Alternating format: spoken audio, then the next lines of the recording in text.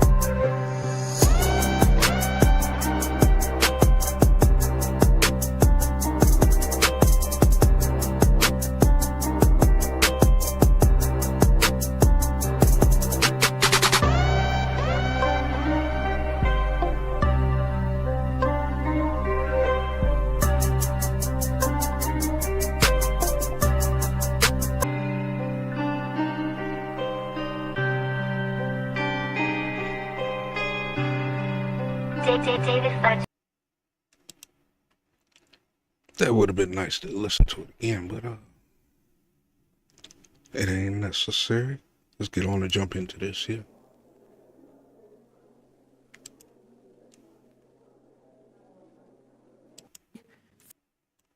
For the American people.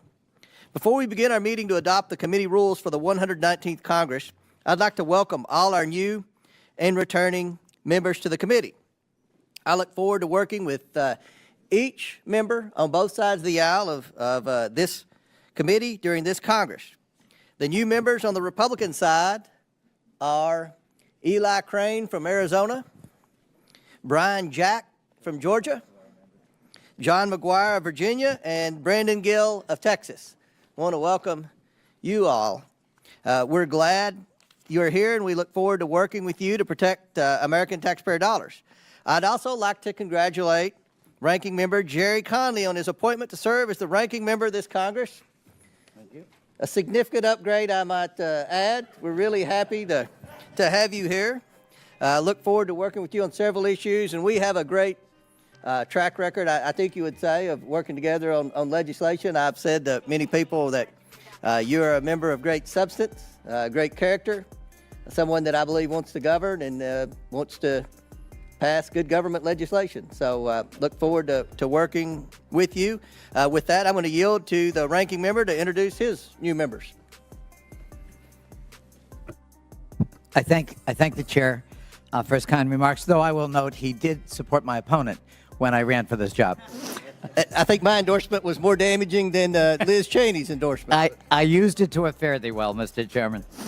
I want to join you in welcoming our returning and our incredible new members to the committee on both sides of the aisle, and look forward to trying to work closely with you in this next Congress. This committee has the most important mandate in the House of Representatives, from my point of view, to ensure a transparent government that is fully accountable to the American people. We take seriously this duty and are committed to promoting a government, an economy, and a shared national purpose that work for all of the American people. Our nation is facing deep political division. Trust in government is low. The economy is not delivering for all hardworking people who should be able to afford a home and provide for their families. And the American Social Compact, a shared belief in fairness, opportunity, and mutual responsibility, has frayed, leaving too many feeling left behind and disconnected. We have an opportunity to work together to prove to the public that this government serves them first and foremost, and that the cards are not stacked against them. As the committee organized at the start of the 117th Congress, Mr. Chairman Comer, you acknowledged that the chair of the committee is historically reluctant to send serious inquiries to an executive branch comprised of the same party. Following that mold would do a grave disservice to the American people who demand that their tax dollars be spent wisely and effectively, unquote. Mr. Chairman, I urge you to approach the incoming administration with the same rigorous approach to that accountability you discussed back then. Throughout my time in this committee, I've been a staunch advocate for improving the federal government to ensure that it responds to the needs of our constituents, whether through improved and expanded use of modern technologies, the reduction of waste and fraud, more efficient acquisition processes, and so much more. We can create a more responsive and accessible government and find political common ground. But a responsive government is never enough. We have much work to do to ensure that the federal government is also accountable. To do this, we must make clear that the entire federal government, from the president on down, is subject to the rule of law. We must acknowledge where we have not met that standard and work together to restore the basic guardrails envisioned by the founders of our republic. And we must continue to advance the rights and liberties of the American people, because a truly effective and responsive democratic government must always protect individual rights. It would be easy to say reform is too hard. Things are too broken. Change is too slow.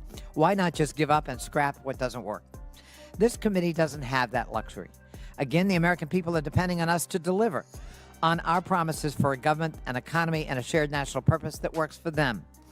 I don't believe any of us would be here today if we didn't think that we could accomplish the hard work of this committee as it has before it. I hope the committee can work together to set aside partisan politics to deliver fact-based, reasoned results for the public we serve. And I urge my colleagues on both sides of the aisle to consult early and often on letters, hearings, witnesses, subpoenas, and legislation. We may not, and we know we won't always agree, but we must endeavor to always remain respectful and reasonable, and I hope that will be the new standard of this committee on both sides of the aisle. As a subcommittee chairman and ranking member, it's always been my goal to encourage a respectful exchange of ideas, vigorous but respectful, and I will continue to promote that approach and that level of civility as the ranking member of this full committee. I ask my colleagues to approach all of our work in the same way. Now, on to business. The task of our meeting today is to establish rules for this committee for the 119th Congress. These rules will serve as the architecture for the committee to operate over the next 2 years. I believe that's why it's critical these rules not only empower the committee to act effectively and efficiently, but to protect minority rights. To further those goals, committee Democrats will offer a handful of what I think are reasonable common sense amendments for consideration. Excuse me, Mr. Chairman. You and I have already spoken a couple of times, and I appreciate the commitment you've made to work together as much as possible. Again, I welcome everyone to the committee and look forward to our deliberation. And I want to thank the ranking member, and again, I look forward to working with you. And I think there are a lot of areas where we can find common ground. Even in the last Congress, we found common ground on many issues related to cybersecurity, information technology, as well as our three PBM hearings and investigations. So look forward to this Congress. Before we move to consideration of the committee rules, I want to mention a few things. The rules package before you is substantially the same as last Congress with only a few changes.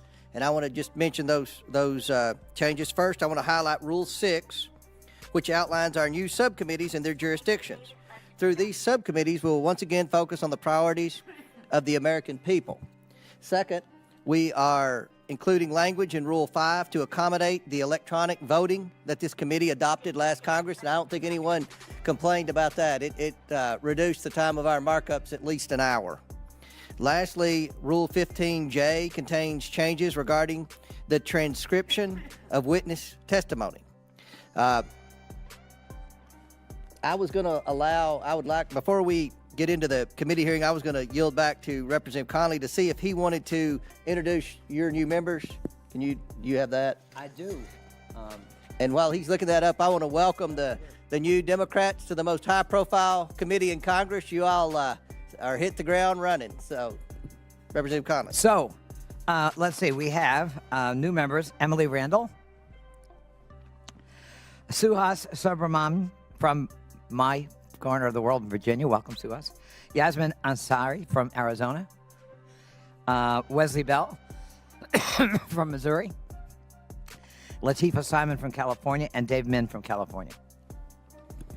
Welcome. Welcome.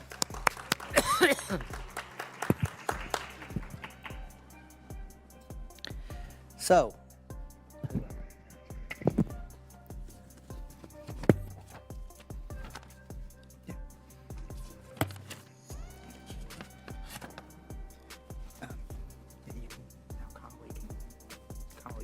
okay.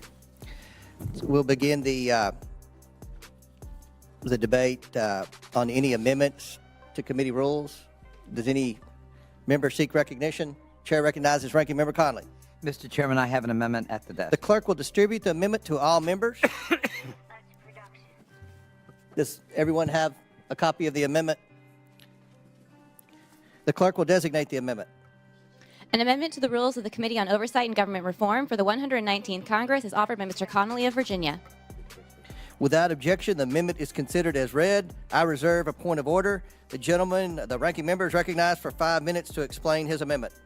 Thank you, Mr. Chairman. The committee's proposed rules are silent on whether or not the chair consults with the ranking member and provides a draft copy of a proposed subpoena in advance of the one being issued. This amendment would simply require that at least 24 hours in advance of authorizing and issuing a subpoena, the chair would consult with the ranking member and provide a draft copy of the proposed subpoena. This is similar to the rule adopted by the Judiciary Committee. During the 118th Congress, the ranking member was not consulted or not notified of a single subpoena out of more than 50 that were issued. The practice followed last Congress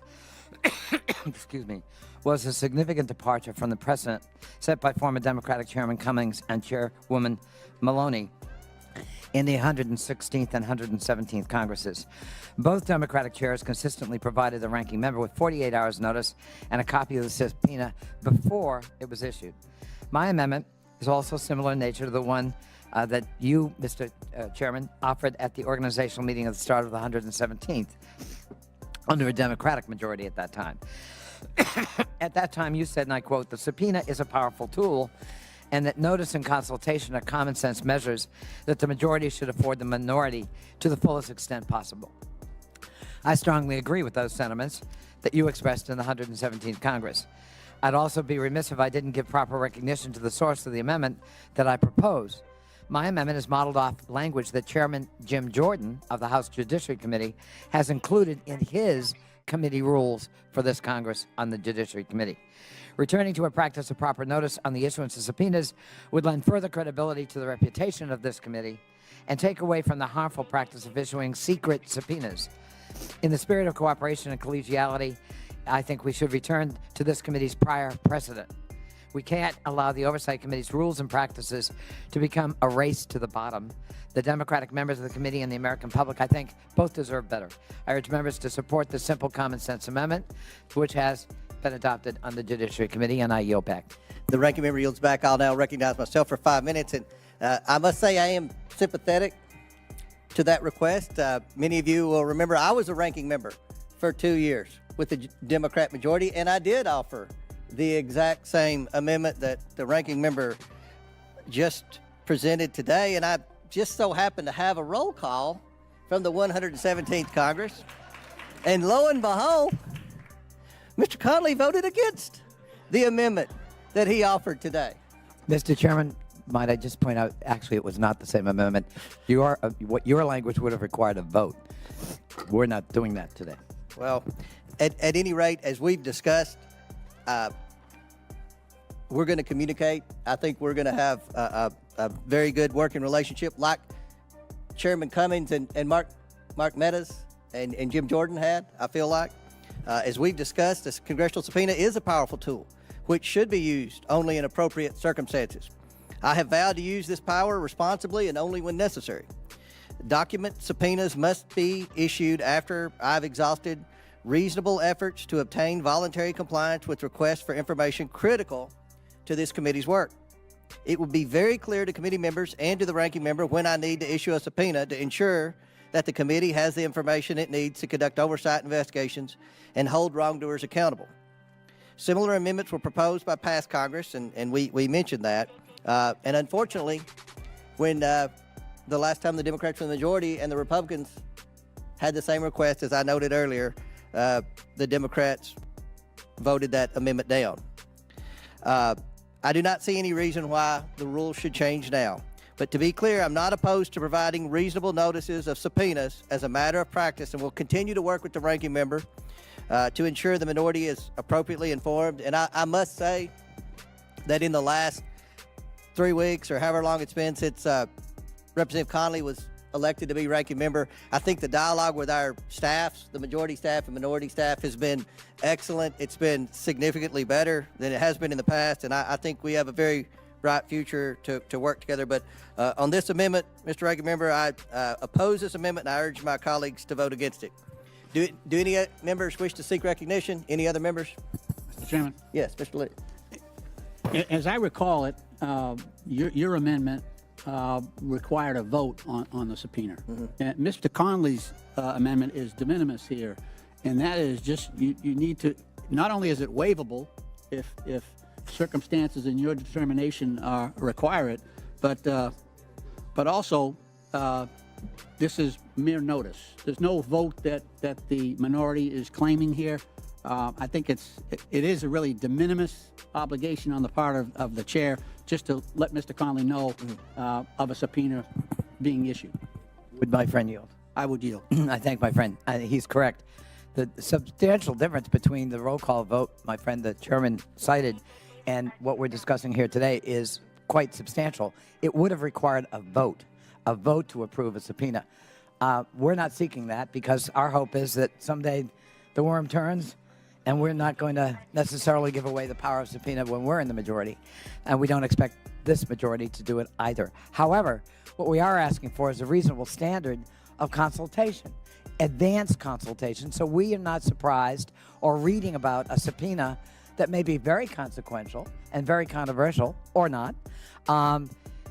We believe that in the work of the committee, as was the tradition, my predecessor, Tom Davis, who's coming to testify tomorrow on a hearing before this committee, and the then chairman of this committee, Henry Waxman, actually had a modus vivendi where they agreed before they issued a subpoena.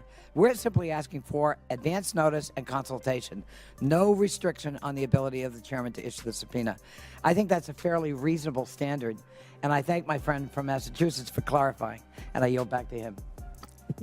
I thank the gentleman. Just very briefly, and again, Mr. Connolly's amendment allows that the chair may waive this requirement in the event of an emergency that does not reasonably allow for advance notice. So I think it bends over backwards trying to respect the prerogative of the chair. And with that, I yield back. Gentleman yields back, and I might add that just to correct the amendment that that we offered didn't require a vote unless the ranking member objected to the subpoena. I think that's the way the language was. Is that correct, Mr. Conley? So just wanted to correct that. And again, I can tell you we will work with the ranking member, and our staffs will be in constant communication on these subpoenas. Honestly, and I've said this to the press, so this isn't any groundbreaking news.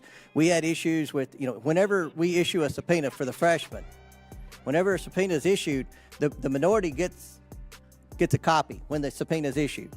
Whenever subpoena documents come in, both sides get the documents at the same time. And there were lots of issues with, sometimes we would prefer some of the subpoenas didn't make the press, but they were leaked to the press.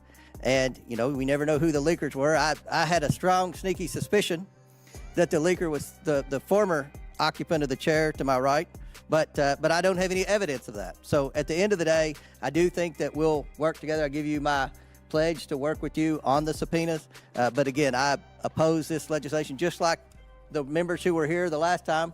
And there were at least 5 that voted against my amendment 4 years ago when we offered that. So, Man, all I got to say is it's gonna be a long few years messing around with these suckers. They gonna be up in here fighting. First couple of minutes of the meeting, man, they sitting here throwing shots at each other. But things do get hot. do any other members seek recognition on the Conley amendment? Okay. The question now is on the amendment offered by the ranking member, Mr. Conley from Virginia. All those in favor signify by saying aye. Aye. All those opposed signify by saying no. No. Mr. Chairman, I would ask for a recorded. All right. A recorded vote is ordered as previously announced. Further proceedings on the question will be postponed. And just so the freshmen know, we will vote electronically after all the amendments are debated. We'll vote electronically, and it'll be real quick. So,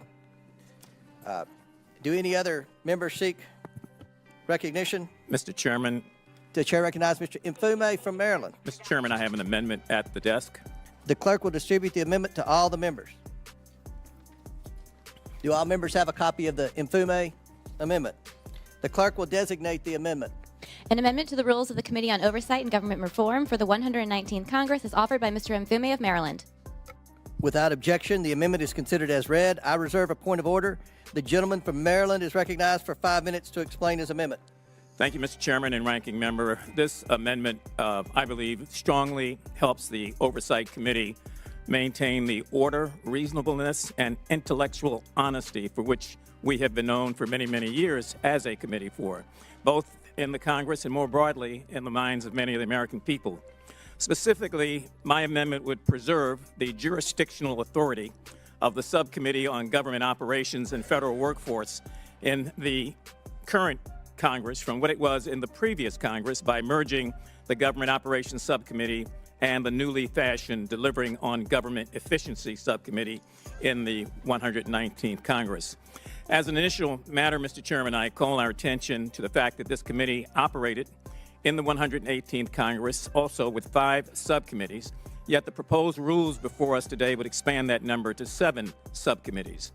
In an age where government efficiency is the mantra, it appears that we're doing exactly what we say the federal government should not do, growing in size and creating unnecessary overlapping bureaucracy. As a point of personal privilege, Mr. Chairman, I served as ranking member on the Government Operations and Federal Workforce Subcommittee in the previous Congress.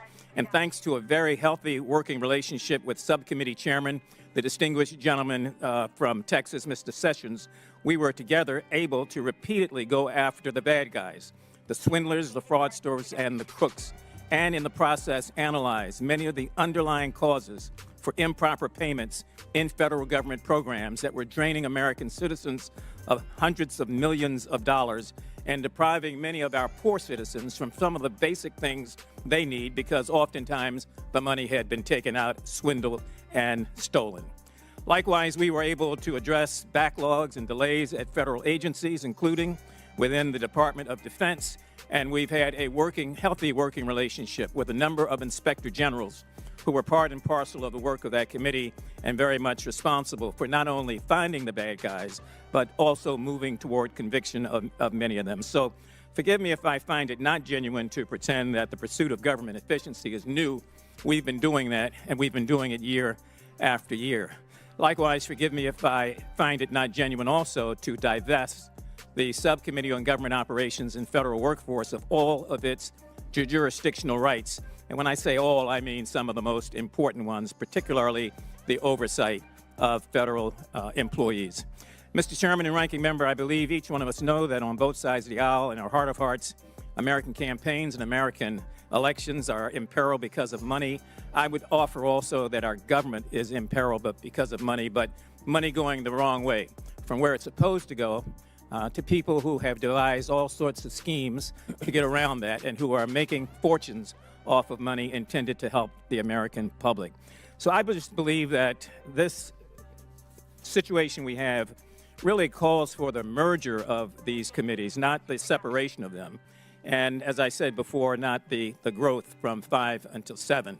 So I would urge members of the committee to consider that, consider the work that we've been doing in that subcommittee, to consider the fact that these two committees should have joint oversight and be combined.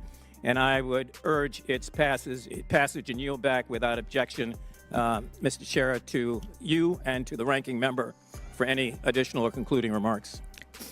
Thank you. Gentlemen, yields back. I'll recognize myself for 5 minutes. And I agree with what you said, Mr. Mfume, the great work that Chairman Sessions and you did on the Government Ops Committee. There's not two finer members of this committee than you two. We're going to be very busy this Congress.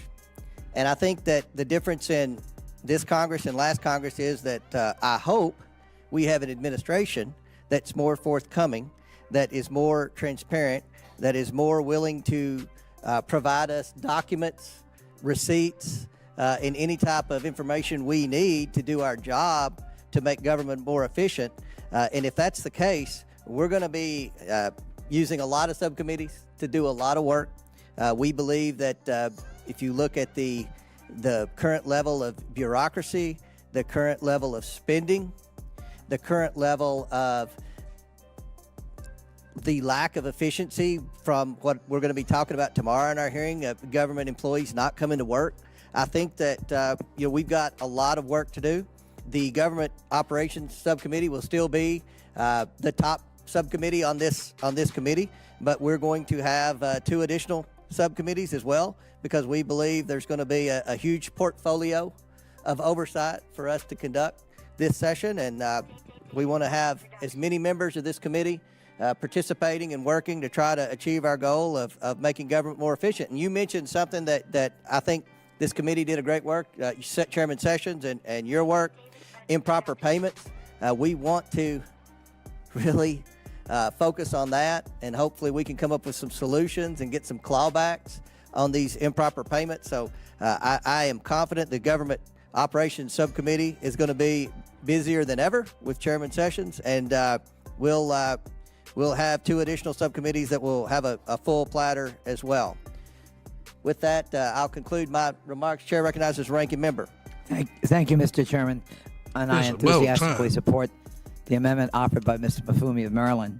I believe that in this reorganization, the rules we're considering today, we are gutting the primary jurisdiction of the Government Operations Committee and devolving a lot of it to this new subcommittee. To me, the logic is, why not merge the 2, as Mr. Mafumi is proposing, and get on with the business of that transparency you talk about. I sure hope the chairman is right, that we're going to be ushering in a world of accountability and transparency with the second Trump administration. However, early signs are not encouraging. The world's richest man donated $277 million, $250 million, to President-elect Trump and congressional Republicans just last year. In return, he's getting, among other things, I'm sure, his own entity to gut the federal government of its... You know what? What's odd to me is how they keep bringing up Elon Musk's money when they use Bezos and Soros and all these other motherfuckers damn putting money all into the media to change the narratives and all kind of shit to brainwash people, but you ain't saying nothing about that. But everybody, you want us to be mad about Elon Musk. Get your old ass out the damn chair. Who voted you in again? Did you cheat? Ability to work for the people who need it. What could go wrong? Remember, he talked about cutting $2 trillion. What could go wrong with handing the reins of the federal government to a billionaire oligarch who sees no use for government except for his own purposes in the first place? He doesn't rely, and nor do his cronies, on Social Security checks when they retire, and they have no problem cutting Social Security as a result. They do not have to worry about a spouse losing his or her job, or the family needing to go on food stamps so they can take nutritional support from a federal government that's so important to them. They don't know, those oligarchs, what the anxiety is of a family farmer who has a drought or a hailstorm. Cutting crop insurance is no skin off their backs. I think holding people accountable is an absolutely noteworthy goal.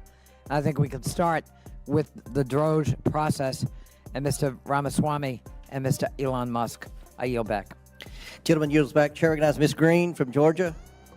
Thank you, Mr. Chairman. I would also like to commend Chairman Sessions for the good work that he's done on government ops. I think that's been great.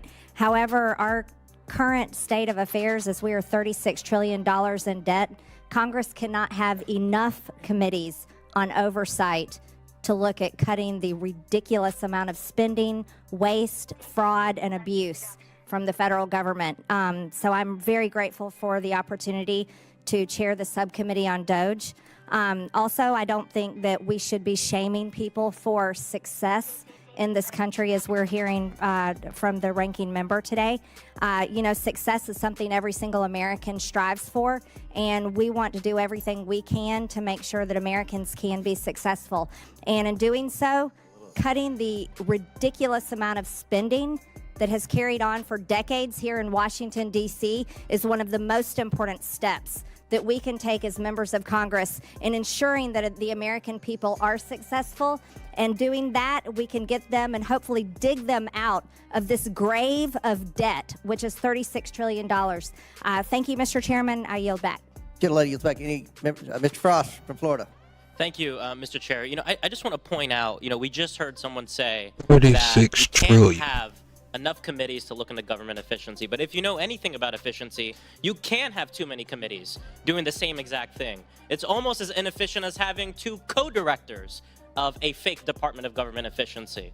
And so if we want to be serious about this, which I'm very skeptical that folks are, I agree with this amendment on combining these subcommittees that would essentially do the same thing, help us consolidate government resources and spend less, which is supposedly what you care about. And so I'm in support of this amendment, and I also would yield some time, if he wants, to my friend Damon. Yep, you're recognized. Thank you, Mr. Chair. I want to associate myself with the comments of my colleague from Maryland. I want to thank him for bringing this amendment forward. Look, we all know that Doge was started as the original meme coin, and this particular subcommittee that's being proposed feels a lot like a meme subcommittee. We're a serious body. I'm honored to be here, but I think we have to take the business of oversight and accountability seriously. I think political stunts, which is what this looked like, are really not appropriate. So I'll yield back the remainder of my time. Hi. Who in the hell are you? Where you come from? I ain't never seen you in. You got to be new. That is an ugly ass tie, by the way, since you new. We got to haze you a little bit. Gentleman yields back. Chair recognizes Mr. Biggs from Arizona. Thanks, Mr. Chairman.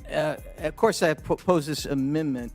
It is dripping with TDS. Dripping with TDS. This is the crap that goes on from the other side.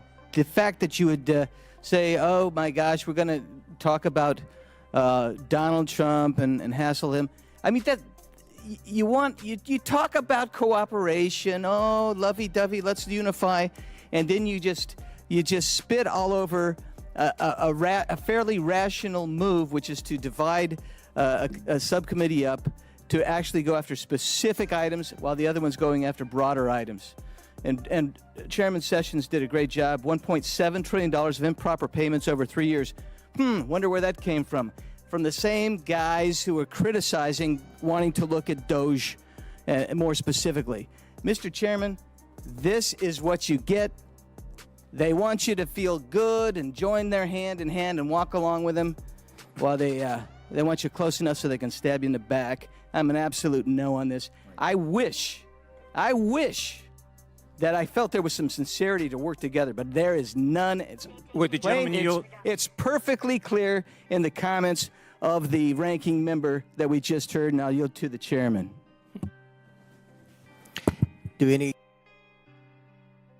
Man, shut the fuck up. The old guy had more disgusting things to say than damn the witch call. He's the head guy. He can say what the hell he want to say. Who voted you in? This is the first meeting. Who voted you in? That's a disgusting attitude, by the way. Other members seek recognition. As Donald Trump would say. Chair recognizes Ms. Mace. Ms. Stansberry from New Mexico. Yes, Mr. Chairman, obviously, if the stated purpose of the DOGE subcommittee is to promote government efficiency, wouldn't we also want government efficiency here in Congress? I think that is what Mr. Mafume is trying to achieve with this amendment, and with that, I yield the remainder of my time to him to explain. I thank the gentlewoman for yielding. Unless I have a different set of ears to the gentleman who raised the very strong objection, I don't think I ever mentioned the word Donald Trump or Elon Musk or anything else. So I'm not over here playing games. I'm too old to be playing games. And I think as long as we try to conduct ourselves with some sense of dignity without being so upset that you point to the person who made the amendment with accusations that... Man, why the fuck are you in your feelings with your purple ass pie? You sound like you about to cry.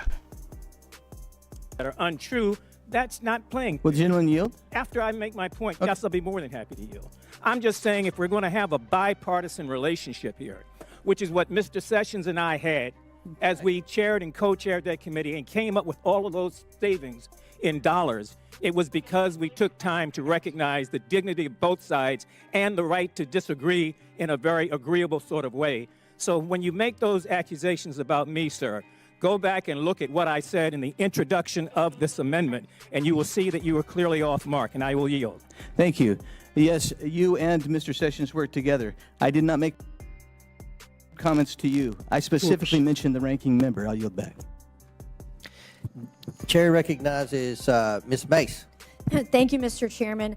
I don't think we should be taking the advice from a group of people who can't define what a woman is. You certainly can't define what government efficiency is. So let's just start right there, Mr. Chairman. I support the subcommittee, the creation of the subcommittee on DOGE. I wildly support Marjorie Taylor Greene as the subcommittee chairwoman. And again, to the party who says we don't like or support women, well, guess what? We have two women on this committee who are subcommittee chairwomen who carry gavels. And we're working for the President of the United States, the president who made the first female chief of staff ever in the history of the United States. And I also want to correct the record of the ranking member earlier. There's no Republican up here who has cut Social Security. That is a lie. That is a lie being promulgated by the left, aided and abetted by the mainstream media, and all those lies. All I got to say is from what I seen on the highlights, I'm not messing with this chick right here. Y'all will find out why. She hardcore. I don't know what set she claiming, but yo, this chick is hardcore. Out there on social media on the left saying that is not true. And when we want to talk about oligarchy, we had Joe Biden, we had Nancy Pelosi, we had Chuck Schumer controlling everything on the Hill in the Capitol for years. And guess what? They've all delivered. They delivered the worst economy in history for Donald Trump. They have delivered more terrorists coming across the southern border than any administration in history. And so this subcommittee is greatly needed, Mr. Chairman. I hope that we all support it unanimously. Ms. Green, you're going to do a great job as subcommittee chairwoman. I would love to be waved on anytime you let me, because it's time that we stop wasting American taxpayers. It is time that we stop wasting time up here on the Hill. We stop wasting time here in Congress talking about BS. And someone brought up dignity earlier.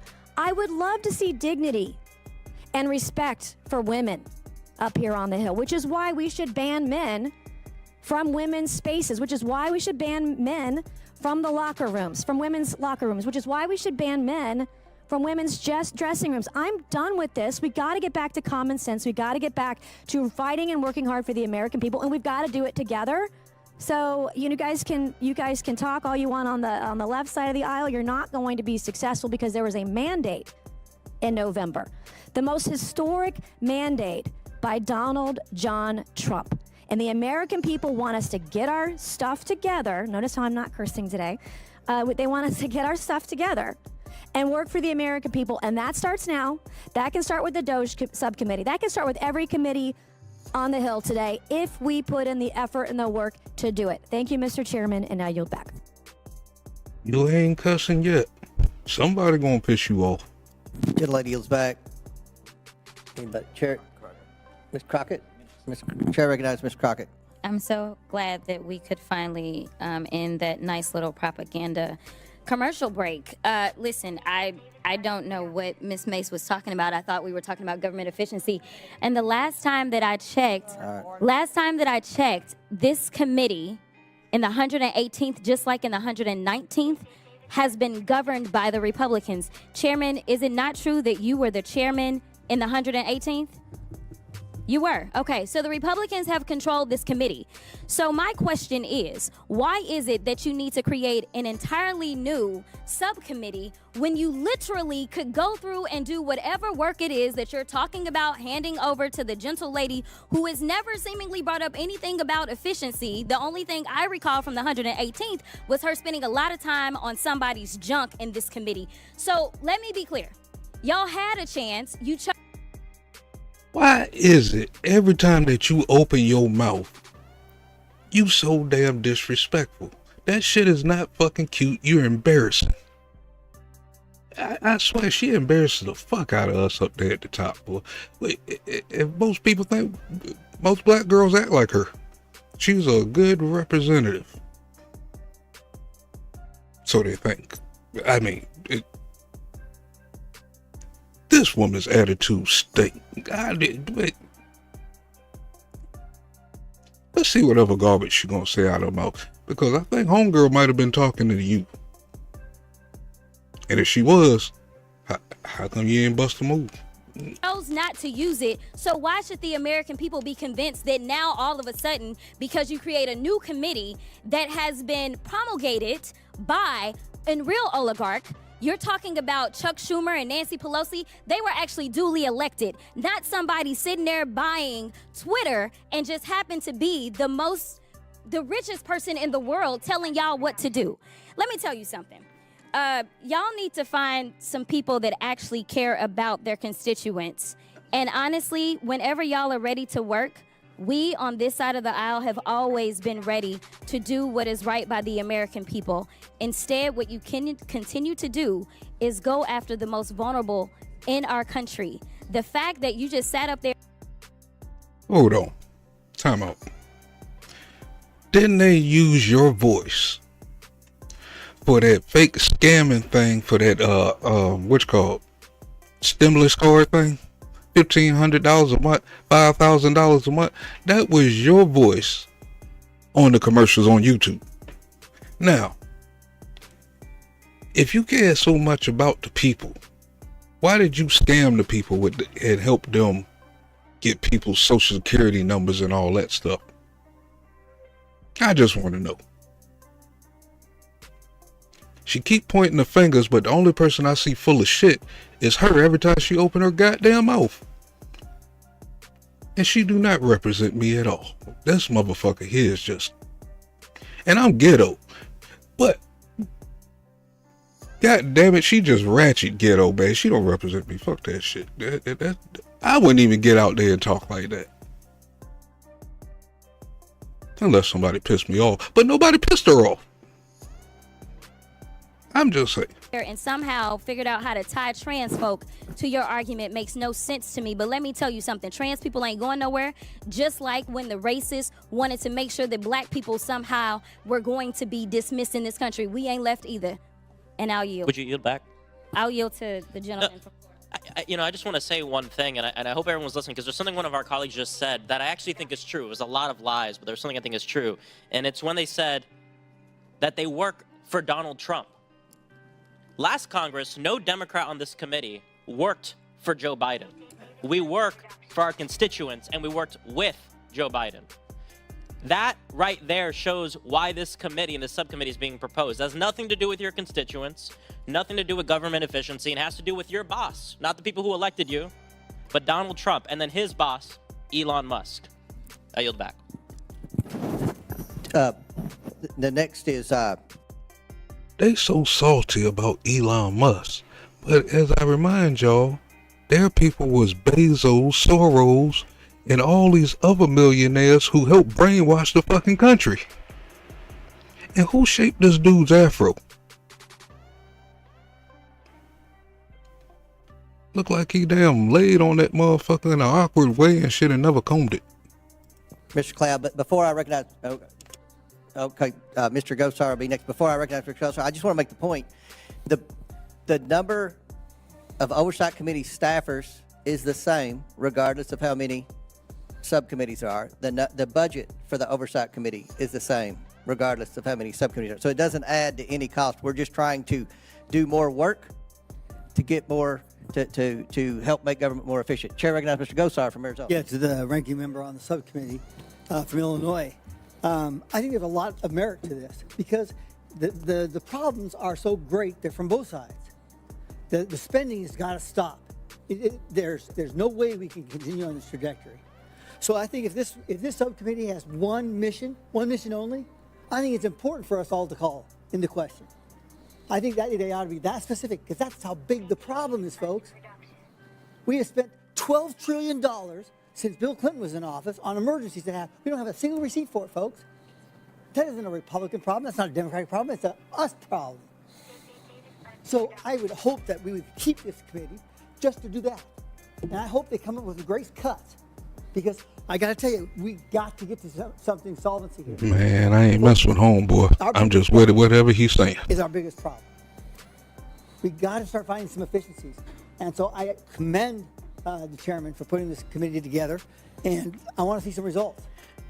I really want to see some results because we can't continue as a country of our statute with this kind of debt.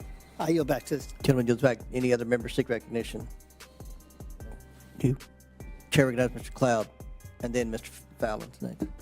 Thank you, Mr. Chairman. There's been talk about the danger of a duplicity in having two committees working on reining in federal spending, and I assure you the danger of duplicity isn't in too many members in Congress working on finding savings for the American people. That's almost a comical thinking. The danger of duplicity lies squarely in the bureaucracy that is way outgrown its authority, way outgrown its mandate, has become a bastion of waste, fraud, abuse, error, and a heavy burden on the American people. And as far as Congress goes, we've gotten by for far too long somehow justifying our worth on how much money we send things versus whether or not those programs and those initiatives are actually accomplishing the purpose they were sent to be funded with and what the American people want. And the American people have spoken very clearly on this. It's not like the Doge effort and those ideas were somehow a secret thing that was hidden in the in the campaign season. It's something President Trump talked about. It's something many members here talked about. And it's something the American people decided overwhelmingly that they wanted to see leading this next season in our country's life. And so this is something we should do. It's something that the American people have asked us to do. And frankly, something that should be bipartisan. The waste, fraud, and abuse that have grown over time is an issue. Right now, we are one of the national security existential threats against our country is our fiscal responsibility. Right now, with what's happening with interest rates, we are looking at spending another $50 billion just in interest costs. next year. That helps no one, whatever side of the aisle you're on or whatever you want to accomplish. And so we've got to bring our fiscal house in order. We've got to put this country back on fiscal footing, and we've got to return a good ROI to the American people. These are all the objectives of the DOGE initiative. I applaud the chairman in setting up this committee, and look forward to the work and the great work that will be done on it. And thank you, Chairman. I yield back to the chairman. Until back, any other members seek recognition? Chair recognizes Mr. Fallon from Texas. Thank you, Mr. Chairman. You know, we had somebody on the other side of the aisle condemn propaganda, and then you hear people go on to say that they didn't work for Joe Biden, they worked with Joe Biden. Yet they held Joe Biden's water for those 2 years, and many people on the other side of the aisle protected his son when he certainly didn't deserve any protection whatsoever, and he was actually convicted and committed felonies that he was convicted of real felonies, not fairy tale made up lawfare felonies. So we work for the American people. We're accused just now of not working or caring for the American people either. Well, the American people in November, 5 million more of them voted for Republican candidates for Congress than they did Democrats. That is a clear mandate that the American people do not agree with that sentiment whatsoever. And then when you talk about DOGE, my colleague just said, Mr. Cloud, $800 billion plus has been burned and wasted on paying interest on the debt itself. This is an existential threat to our country. Democrats and Republicans should be joining hands on DOGE and not criticizing with viciousness a committee that has never even met yet. How dare you, Marjorie Taylor Greene? What are you doing? You're doing a horrible job, not even having done your job yet because we didn't give you a chance to. So how about being fair arbiters and saying, you know what? Maybe this committee could work, and maybe you can save your criticism for when they actually meet and see how they do and how they perform. That's like saying someone's a terrible hitter before they've ever gotten to the plate. And then I guess we're going to hear for the next 2 years about Elon Musk. Every time you hear his name, hateful oligarch. You can just mark it down now how many times we're going to hear it. The over-under is about, I'd say, 9,000. I yield back. Do any other members seek recognition? Man, I say we're going to hear 5,000 times. The question is on the amendment offered by the gentleman from Maryland, Mr. Mfume. All those in favor signify by saying aye. Aye. All those opposed signify by saying no. No. In the opinion of the chair. Mr. Chairman. Mr. Chairman. Mr. Mfume. Yeah, request a recorded vote. The recorded vote is ordered as previously announced. Further proceedings on the question will be postponed. And I must admit, I just got a message that the tremendous 1980s technology in this committee room does not work, and we're going to have to do that all by voice vote instead of the electronic. But we'll suffer through it. Mr. Chairman. Yes, sir. Just a quick point of personal Yes, sir. privilege Yes, for sir. clarification and for the record, so that we're not lost on this, and the record reflects that this amendment was not getting rid of any committee. It was combining two committees so that they would have joint jurisdiction over finding ways to eliminate the debt and to eliminate the problems that we have seen. So let's keep it for what it is, not for what people think it is. And that's why I want to get back again to the way that it was read into the record deliberately as an effort to combine, not to do away with. I yield back, and I thank you. Gentleman yields back. For what purpose do you seek recognition? Ms. Stansberry? Thank you, Mr. Chairman. I have an amendment at the desk. Will the clerk please report the amendment? Or the clerk distribute the amendment? Everyone have the amendment, the Stansberry amendment? Okay, the clerk will designate the amendment. An amendment to the rules of the Committee on Oversight and Government Reform for the 119th Congress is offered by Ms. Stansberry of New Mexico. Without objection, the amendment is considered as read. I reserve a point of order. The gentlewoman from New Mexico is recognized for 5 minutes to explain her amendment. All right. Well, good afternoon, everyone. Thank you, Mr. Chairman, Ranking Member, to my colleagues, to those of you who are new to the Oversight Committee. Welcome to the 119th Congress. The fun has already begun.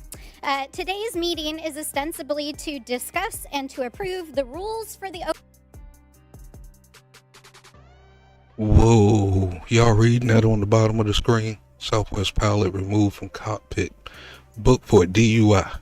See, that's the reason why I don't get on damn planes. I don't trust these motherfuckers.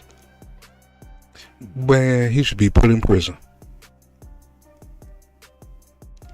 To get a DUI, just send him straight to prison. You flying a freaking airplane. Oversight Committee, a simple procedural meeting. The rules are printed. We discuss them. There's some new subcommittees being created. And so the purpose of the amendment, which I am offering here today, is very clear and very straightforward. It is for the purpose of preventing this committee, its subcommittee, its staff, its resources and its members from being used by those with a financial interest or conflict of interest in front of the federal government for being used for their own means. And in particular, I think many Americans are extremely concerned that the new DOGE effort is being led by somebody with billions of dollars of financial interests in front of the federal government. We know, because of reporting that came out yesterday in the New York Times, that already this DOGE effort, which is being led, of course, co-led by Mr. Musk, who is the richest man in the world, as has been stated here today, is literally already running this effort out of his private company headquarters here in Washington, D.C. at SpaceX, which has billions of dollars in front of the federal government in federal contracts. This is a clear financial conflict of interest that is governed and regulated on the executive. Shut the fuck up. Y'all let Soros and all the motherfuckers control all the news media networks to brainwash the people. And they did money with a whole lot of other things that influenced all this bullshit that we got going on in the last damn 12 years or so. Shut the fuck up. Branch, and so this amendment would ensure that this committee, as a federal resource, would not be used to advance the financial interests of Mr. Musk or anyone else who might appear either before the DOGE subcommittee or any other of our subcommittees or committees. So I'm just going to read you the amendment. It's very clear. It's very straightforward. No person with a personal financial interest impacted by the decisions of the committee or any subcommittee thereof, including the newly created Subcommittee on Delivering on Government Efficiency, shall advise the committee or its members in a paid or unpaid capacity, or otherwise interact with the committee or subcommittee on any matter that would benefit that person financially or constitute a conflict of interest. And that, Mr. Chairman, is Say what? Say what? You know what? I triple down on shut the fuck up. Shut the fuck up. Shut the fuck up. Shut the fuck up. So you mean to tell me, out of all the stuff that these Democrats don't got away with, now y'all want to stop people who you think that's going to do the same thing that they did? Like we ain't already alert to how this thing is moving now. The window could be open for him, and I bet he still won't influence nothing or nothing. But saying stuff like that is going to brainwash the people that are saying, well, you know, he can do this and he can do that. Knowing damn well this shit getting stupid. Who voted you in? And I will stand for questions. Would my friend yield? Yes. If I could make a question to my friend. You talk Before he go, and you know when they motherfucking Democrats, they always talking like they motherfucking crying. These people had 4 years to do something good, and all they did was destroy everything. And we ain't even gonna talk about our culture. You had 60 fucking years to do something, and you lied to us the whole fucking 60 years. So what make you think crying, oh, he's gonna do this, man, we not listening to y'all no fucking more. I wish all of y'all could disappear. Y'all hate this country so much, man, we should put you on a boat and just sail you off into the Pacific towards the Indian Ocean, never to return again. We don't know what's out there. I mean, shit, y'all can tell us if y'all come back. Talk about potential conflict with Elon Musk. Is it true that his company, SpaceX, holds about $20 billion of contracts with NASA?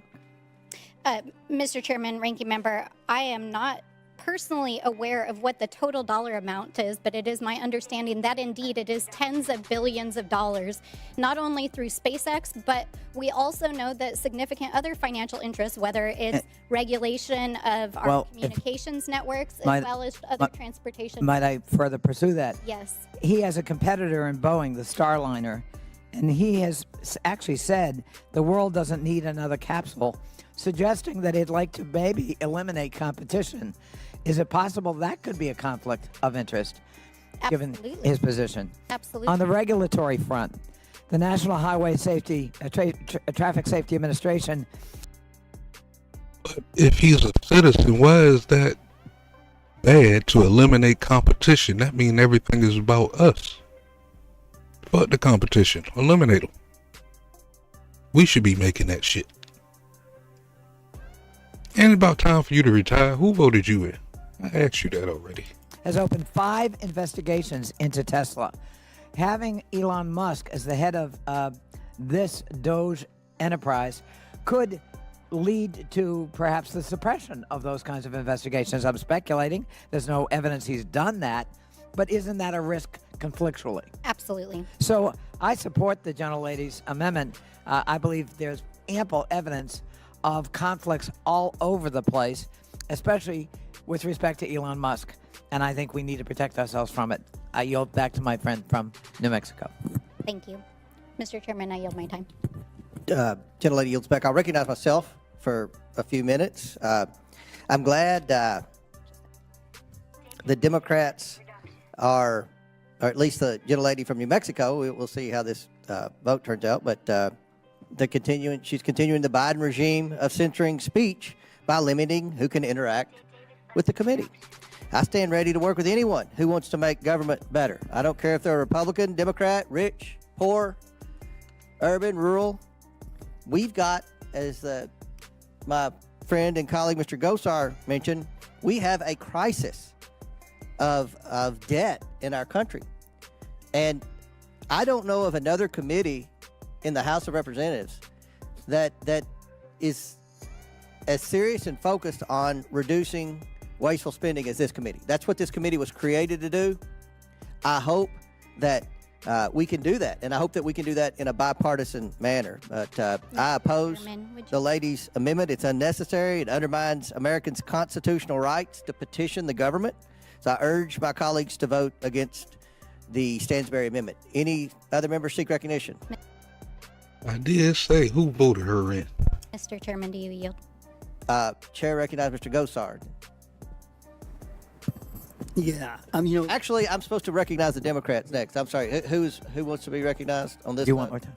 We rotate for the freshmen. We go back and forth. I was the last speaker, so now we'll say Mr. Mfume. Thank you, Mr. Chairman. I am in support of the amendment, and I would yield the balance of my time to the maker of the amendment. Thank you. Mr. Chairman, I want to clarify. This is perfectly in accordance with the existing requirements within the executive branch of government. It is required under the executive branch that you provide financial disclosures, that if you have a clear financial conflict of interest with business in front of the federal government, and you have business in front of an agency that you are advising on, one, it's required that it be done in the public domain. It's obvious that you have to recuse yourself from any financial interests or government advising that have to do with that. And so this would put those same requirements on the legislative process. There are many, many Americans who can advise the federal government, thousands of Americans who work in the federal government and in the private sector on government efficiency. There is absolutely... Shut the fuck up. When have they ever asked us about anything and took it into consideration? In the last 4 years, for the people that you're speaking for, in the last 4 years, when did they take anything into consideration? Exactly. He ain't got nothing to say. I know she was on pause, but it was perfect time. No reason why a billionaire who bought his way into Donald Trump's inner circle with $250 million in campaign donations should be the person that is allowed to run a different branch of government's efforts alongside our colleagues across the aisle who literally has tens of billions of dollars in front of the federal government and could benefit from the efforts that come before this committee. I yield back. Now, Mr. Gosar. I find this very interesting. We've got a conflict of interest everywhere. You look at the wealth of some individuals, and I'm not picking out one side or another. Whether it be people working for us, people on this committee, all the way across the board have a financial interest. So are we even capable of doing this? Now, let me also tell you a little bit about Mr. Musk. What would have happened to those folks in North Carolina and Georgia and Florida that were taken back by the hurricanes? He volunteered to Starlink.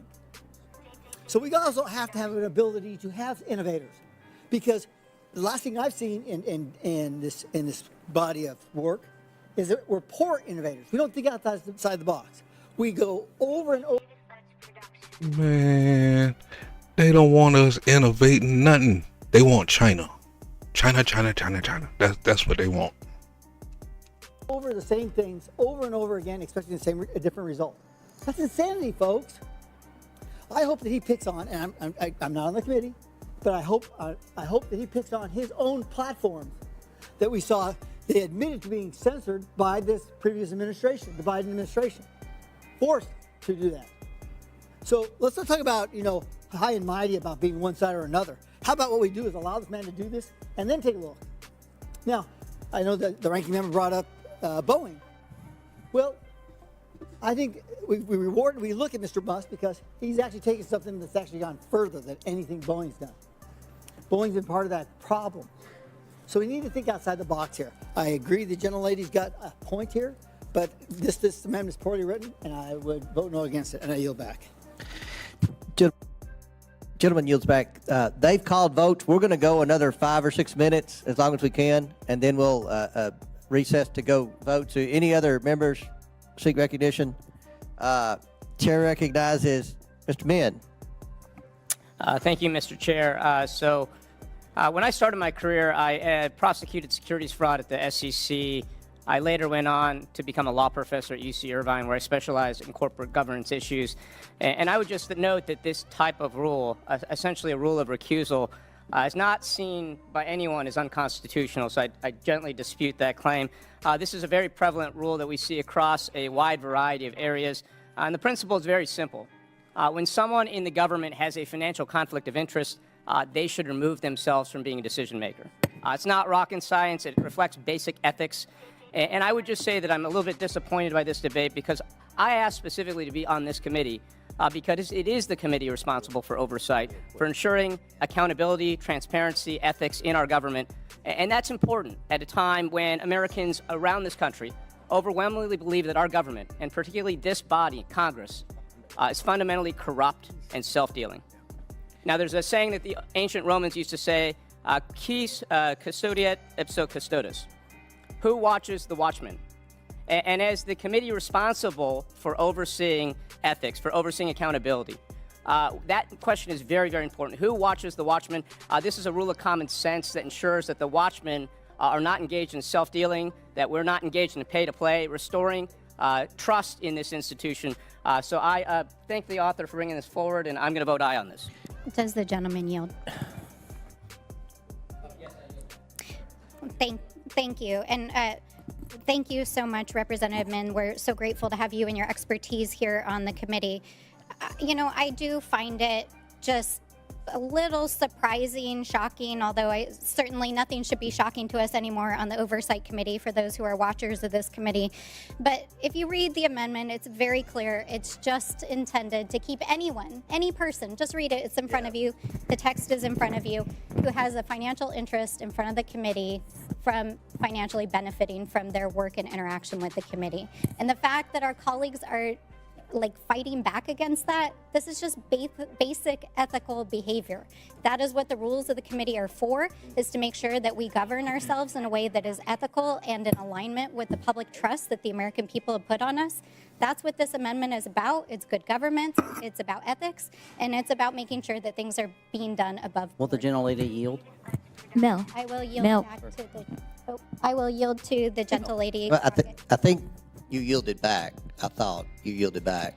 He yielded. All right. Ms. Crockett, I'll recognize you, but we have called votes, so Man, she Chair talking too recognizes much. Ms. Crockett. I will be very quick. You know what? The fact I associate myself with the remarks that have already been made, especially by the gentleman from California. This is what's wrong with government. And the idea that we are debating whether or not, just to be clear, and I know that Mr. Gosar, pointed out the fact that he felt as if Mr. Musk has something to contribute. This amendment does not disallow someone from being able to contribute, but it would say that it may be a problem if you are receiving hundreds of millions of dollars from the federal government while at the same time arguing that we need to cut trillions of dollars from our debt.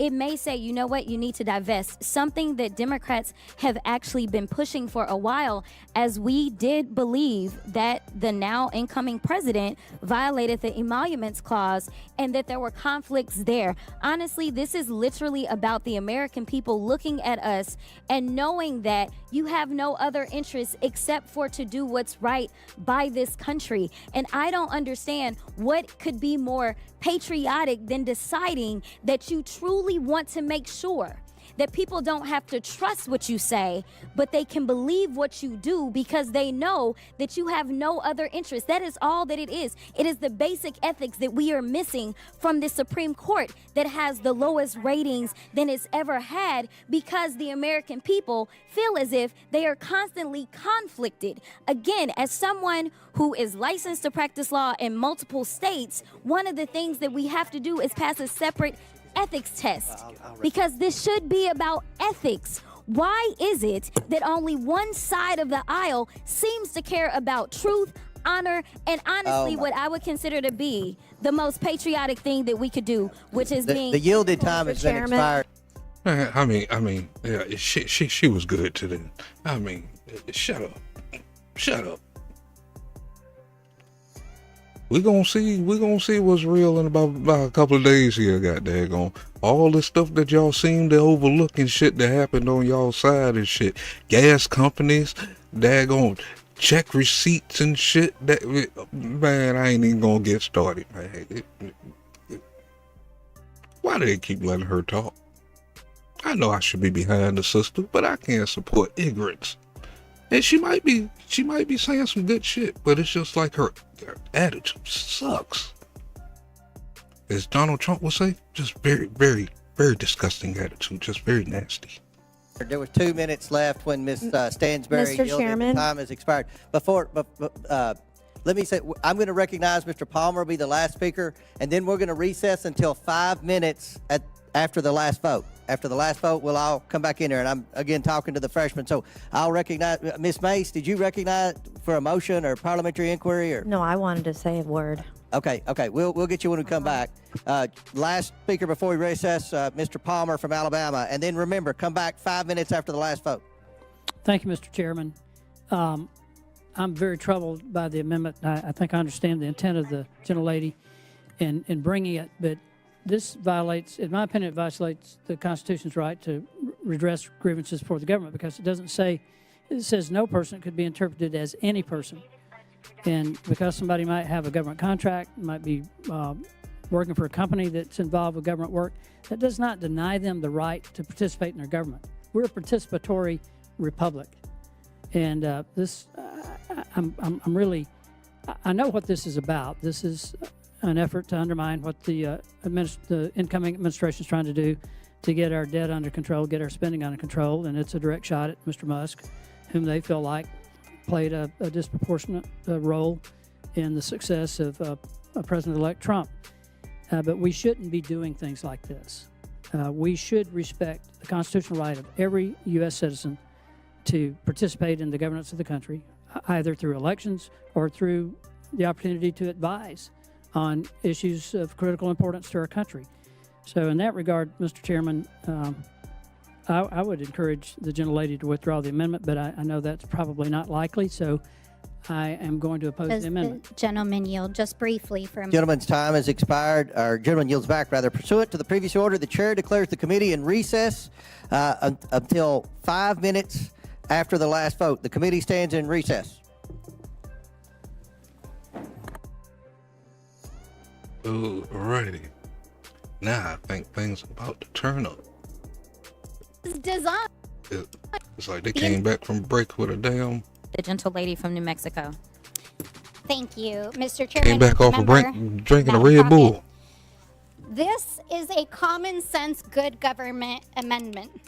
The entire purpose of this amendment is to bring standard ethics language into the committee process to make sure that anybody who is interacting with this committee does not use it or its resources for personal profit.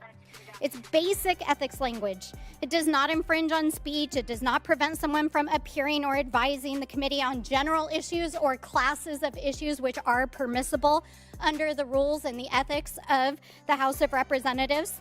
But it would prevent someone from using the committee and federal resources for personal financial gain. And I want to read the text in the amendment that is really clear about this.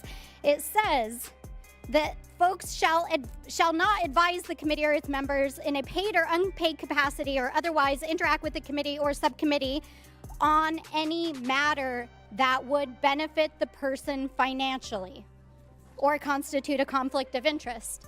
This is not a violation of the Constitution or of free speech. Using federal resources to benefit your own financial interests is not protected speech. Unless, I was trying to figure out while we were on break what my colleagues are referring to. Maybe they're referring to the Citizens United case.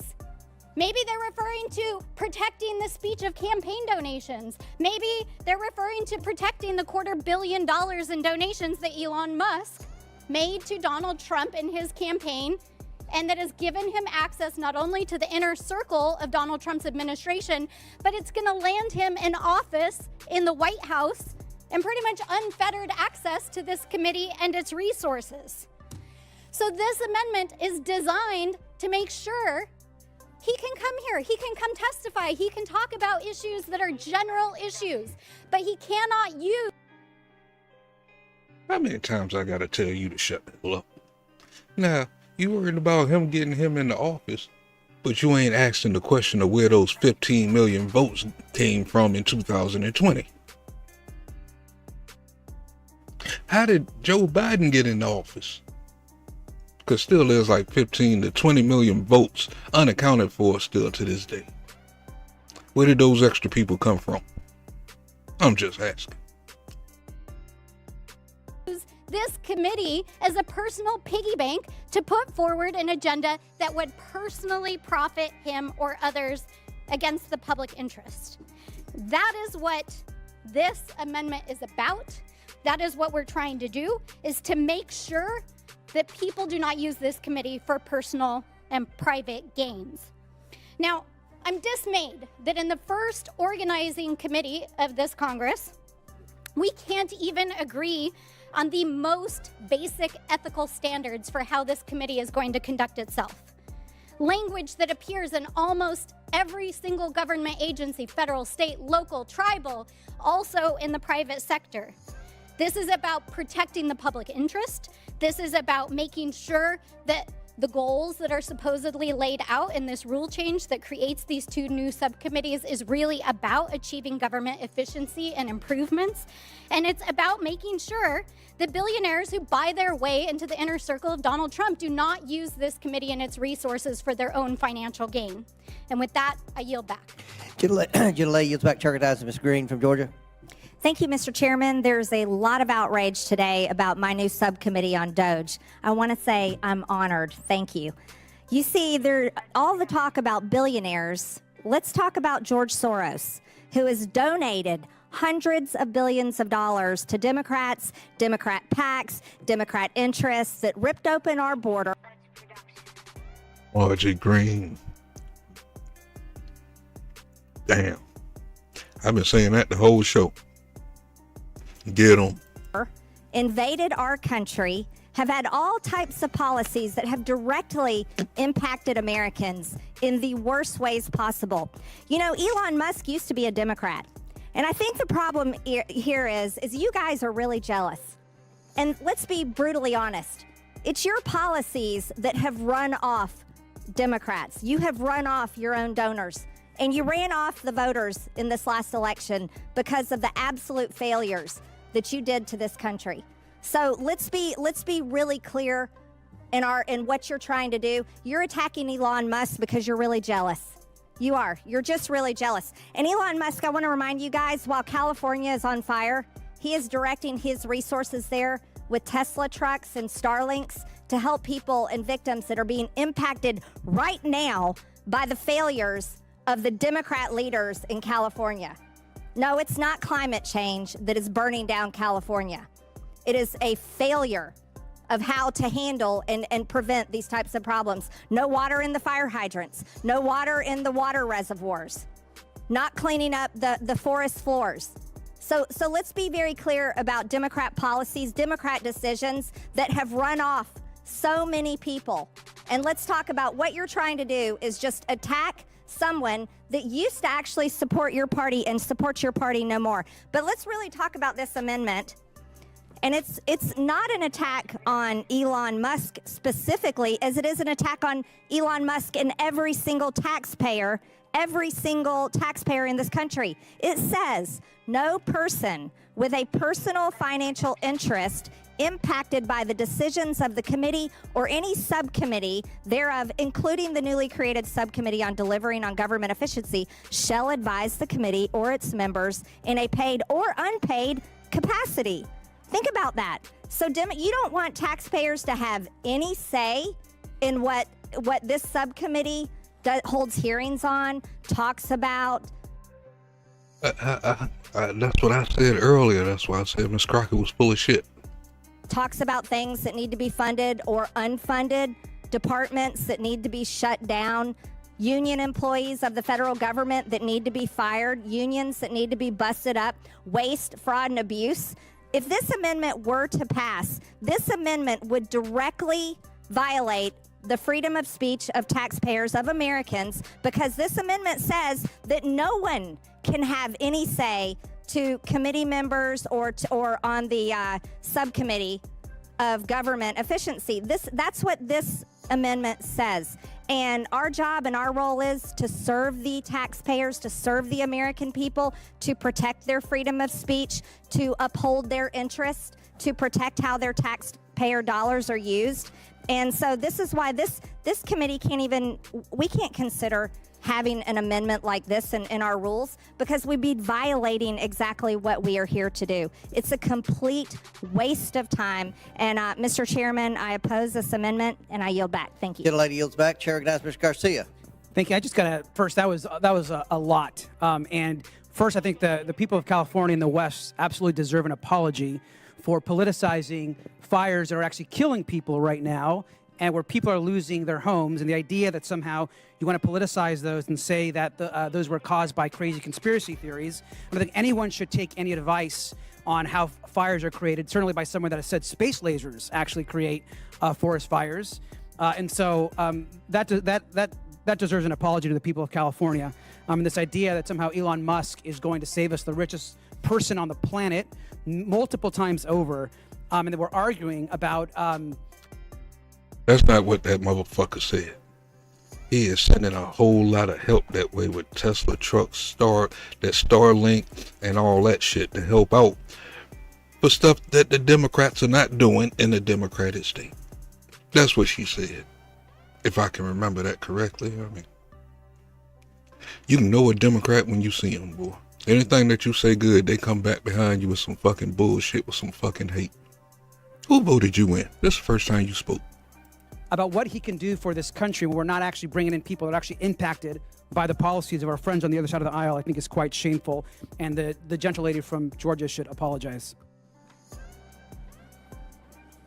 Any other members seek recognition? Ms. Mace from South Carolina.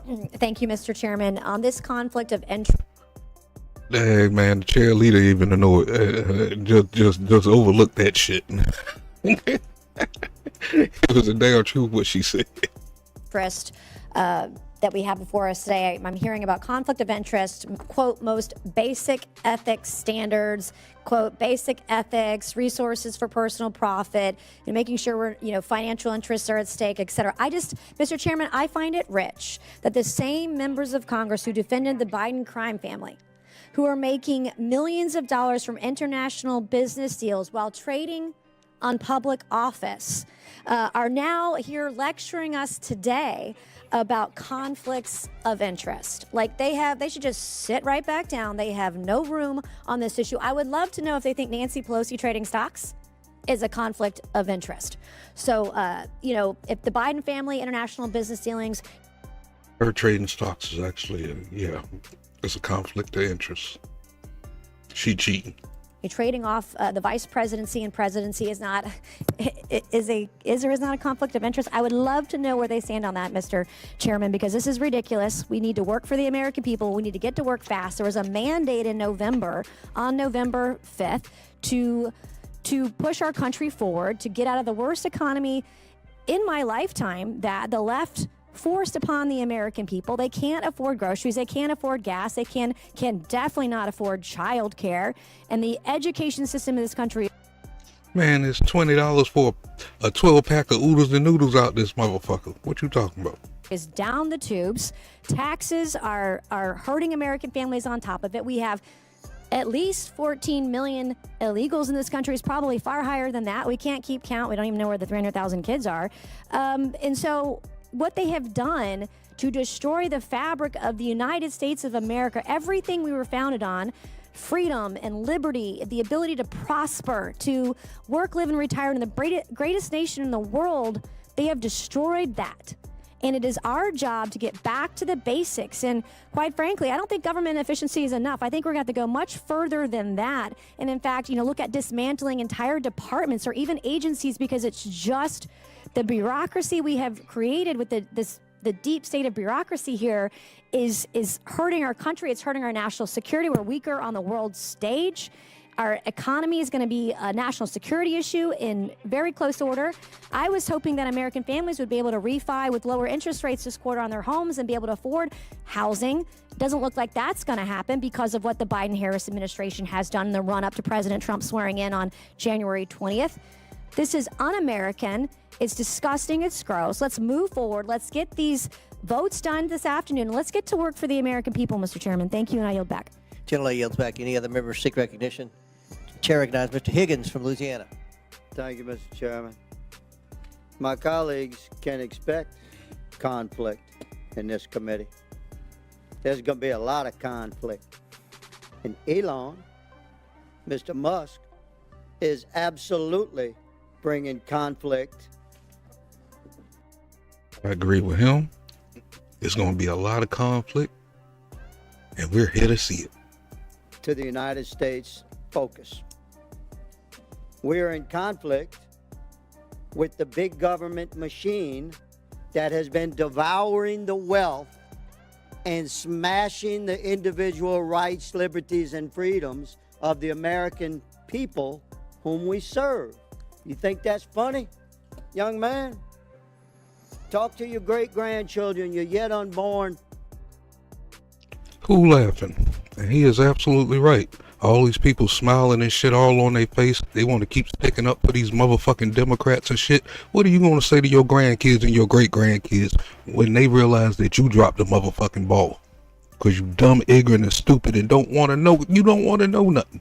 I don't seen it enough in the last 4 years. These folks don't want to know shit. And I'm trying to stay in my damn seat because that shit is irritating. We put up with a lot of shit from them motherfuckers. And in 5 days, it's payback time. Generations that is inheriting the debt that the machine of D.C. has forced upon our country. We are $36 trillion in debt. That's $36,000 billion. Were we to balance the budget and run a $1 billion surplus, it would require 36,000 years to address that debt. And that's not funny. And we're not playing. So you can expect conflict in this committee. And with men like Elon Musk coming in working with our president, who my people elected, you can absolutely look forward to many discussions that will cause wailing and gnashing of teeth across this town that has crippled the future of our country with debt. You should look forward to that conflict because we'll be saving a generation yet unborn of our country. And that's exactly what we intend to do. I yield the balance of my time to the chair. Thank the gentleman for yielding. Man, he meant that shit. Boy. But yeah, he right. For anybody new coming into the channel, welcome to Real Mad TV, where you always get the mad reaction. But sometime I come in peace. Make sure you smash the like and share the live, share the live. Any other members seek recognition? Seeing none, the question is now on the Stansbury Amendment offered by the gentlewoman from New Mexico. All those in favor signify by saying aye. Aye. All those opposed signify by saying no. No. In the opinion of the chair, the noes have it, and the amendment is not agreed to. Mr. Chairman, I'd like to ask for a recorded A recorded vote is ordered as previously announced. Further proceedings on the question will be postponed. Do any other members seek recognition? Mr. Chairman. Chair recognizes Mr. Garcia. Thank you, Mr. Chairman. We have an amendment as well. The clerk will distribute the amendment to every member. I believe every member has a copy on their desk. The clerk will designate the amendment. An amendment to the rules of the Committee on Oversight and Government Reform for the 119th Congress is offered by Mr. Garcia of California. Thank you. Thank you, Mr. Chairman. I think we are obviously all aware as a committee that the President of the United States should serve the American people, never their own financial interests. Yet we're facing some of the most serious conflicts of interest going into this administration in the history of our country. Now, Donald Trump and Elon Musk, who are... So everything that this last administration was not a conflict of interest.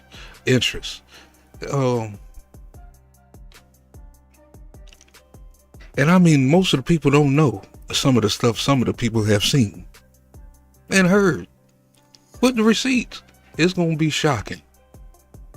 Because all y'all going to be looking like dumbasses, man. It's like y'all brainwashing people and shit, man. Y'all lying to folks and shit. At least appearing to essentially be co-presidents in this next few years, are plotting to remake our government and our very social safety net. And they could get, of course, we know, richer in the process. Now, this amendment will make sure that we don't advance any legislation from this committee that enriches Donald Trump or his businesses. And unfortunately, as we know, because of the work of this committee and House Democrats, this legislation could not be more important because we know and we saw Donald Trump trying to enrich himself and his family in his first term. Now, we know the committee Democrats showed that Donald Trump received payments from over 20 countries during his first term. 20 countries. Donald Trump's network of businesses made it possible for anyone in the world to funnel money to him through his businesses. Now, these countries, of course, included China, Saudi Arabia, and many others. Now, we actually have, because of this committee, receipts and documents that prove that he received at least $7.8 million directly from foreign governments. And by the way, that number is much larger, but of course, we don't have all the documents and receipts because this committee's majority blocked us from getting all of them. We also know that 8 ambassadors stayed at President Trump's D.C. hotel at the time while serving in the office of the Trump administration in clear violation of the Constitution. The committee also found that Elliot Brody, a Republican fundraiser and lobbyist, spent $15,000 at Trump's D.C. hotel while actually lobbying the Trump administration. Later, he received a pardon, which we know that Donald Trump and his administration like to give out to people that donated to him. And we know that, of course, is a clear violation of the Foreign Agents Registration Act. Now, we should all be concerned that this lobbying effort signifies a pay-to-pay scheme that capitalizes on President Trump's influence. And these conflicts of interest are a direct threat and a national security threat. Of course, this is on top of the fact that this committee continues to refuses to investigate Jared Kushner, who received $2 billion with a B directly from Saudi Arabia just months after leaving the White House, and has used that power to facilitate record arms deals and other pro-Saudi policies. As he enters his second term, this amendment is incredibly important so that we can ensure that Donald Trump isn't directly benefiting through his businesses by foreign governments and other people that are interested. Once again, this amendment would ensure that we work through this committee to ensure the president does not directly benefit. I urge all of my colleagues to support this common sense amendment, and I yield back. Would my friend yield? Yes, sir. Just for some questions. Mr. Garcia, is it not true that when President Trump was elected in 2016, the then president of the Philippines, President Duterte, actually named a business partner of President Trump to be a special envoy to the United States? Absolutely, sir. And as you know, and much beyond that, Donald Trump has continued through his family and through his businesses, gain the influence of foreign governments and then trade them for policy proposals. Is it not also true, Mr. Garcia, that a number of Gulf countries, Saudi Arabia among them, actually pointedly would stay at or rent rooms and facilities at the then Trump Hotel downtown in order, presumably, to curry favor. Saudi Arabia and many other countries, yes, sir. And did President Trump then, in fact, financially benefit from those transactions?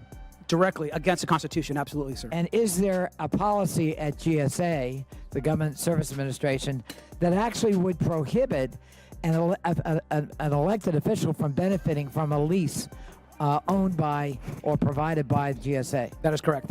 And was that honored in the first Trump administration? Absolutely not, which is why this amendment is needed. And where the hell did that come from? I mean, y'all tried to charge this man with some of everything else that never stuck. Not enough evidence, not enough proof. Y'all just burn up tax people's money. So now you want to start up some new shit of something that y'all think that he did in the first administration.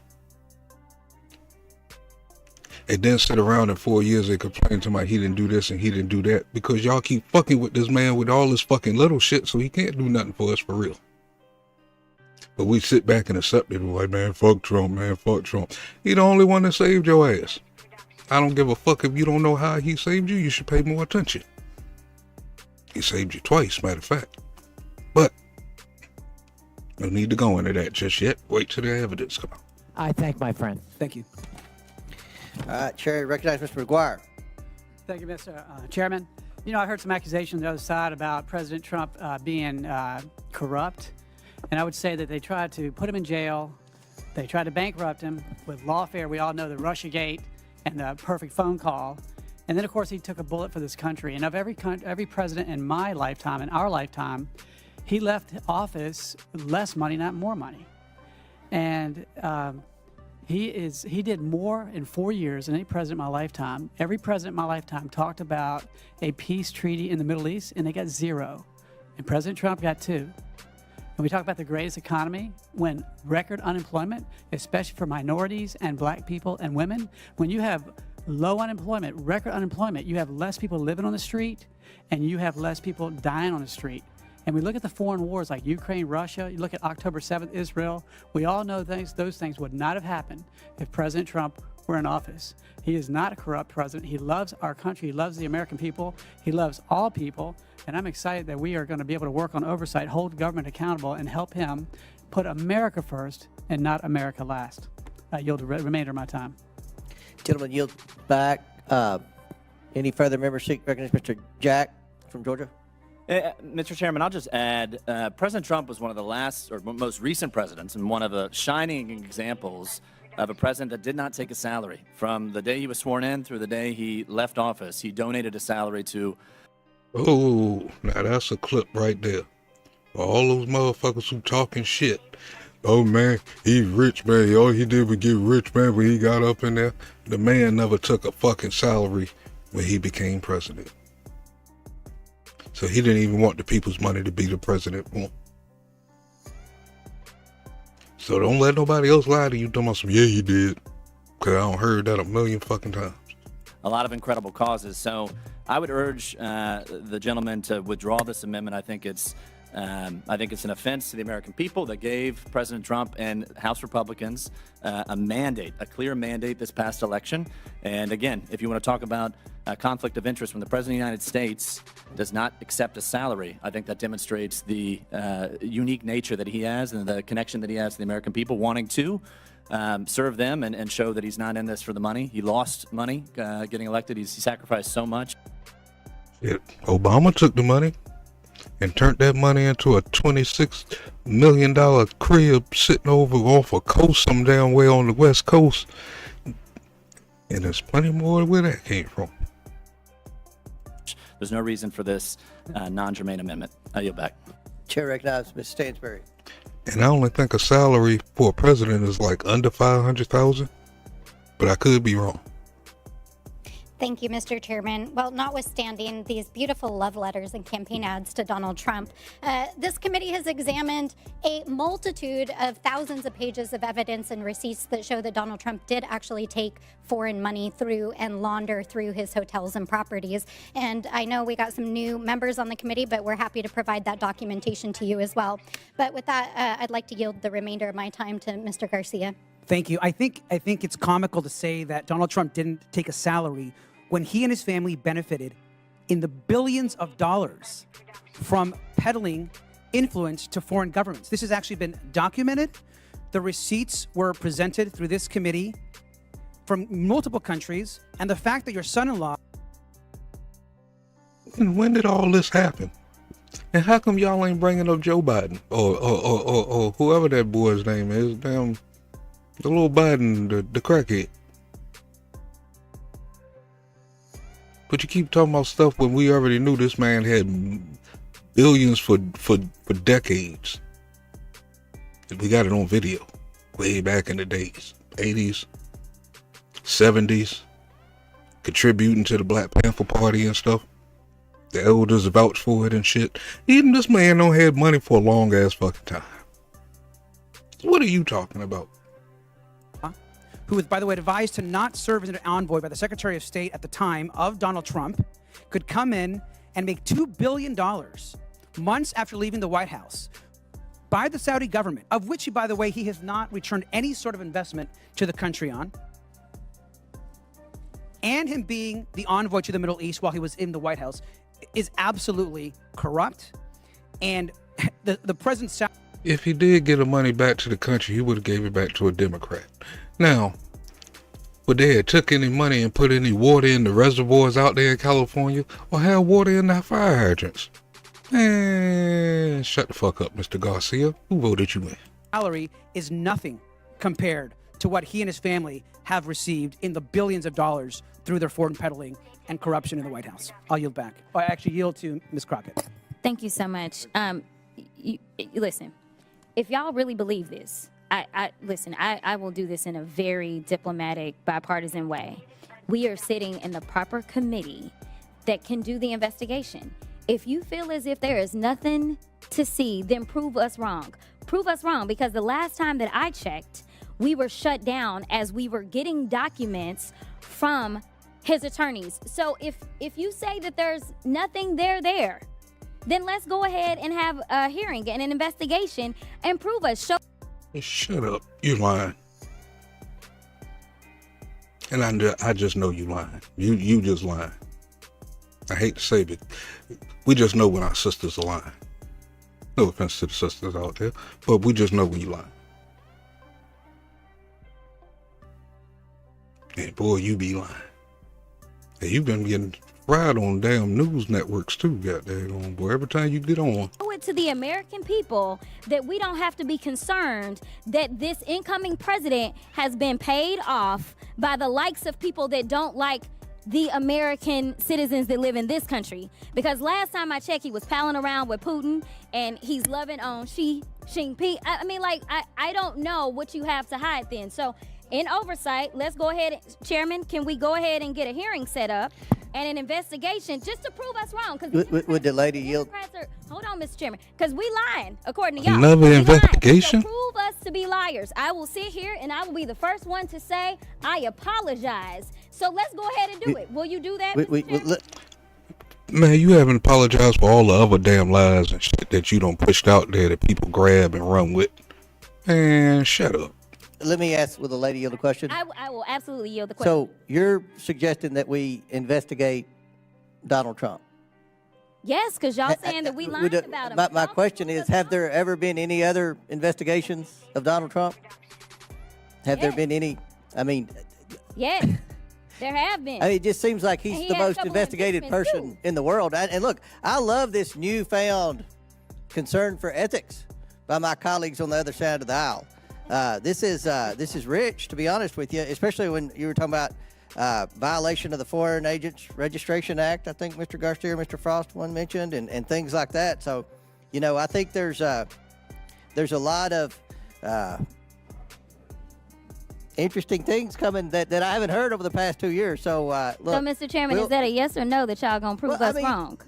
Ms. Crockett, there have been so many investigations of Donald Trump.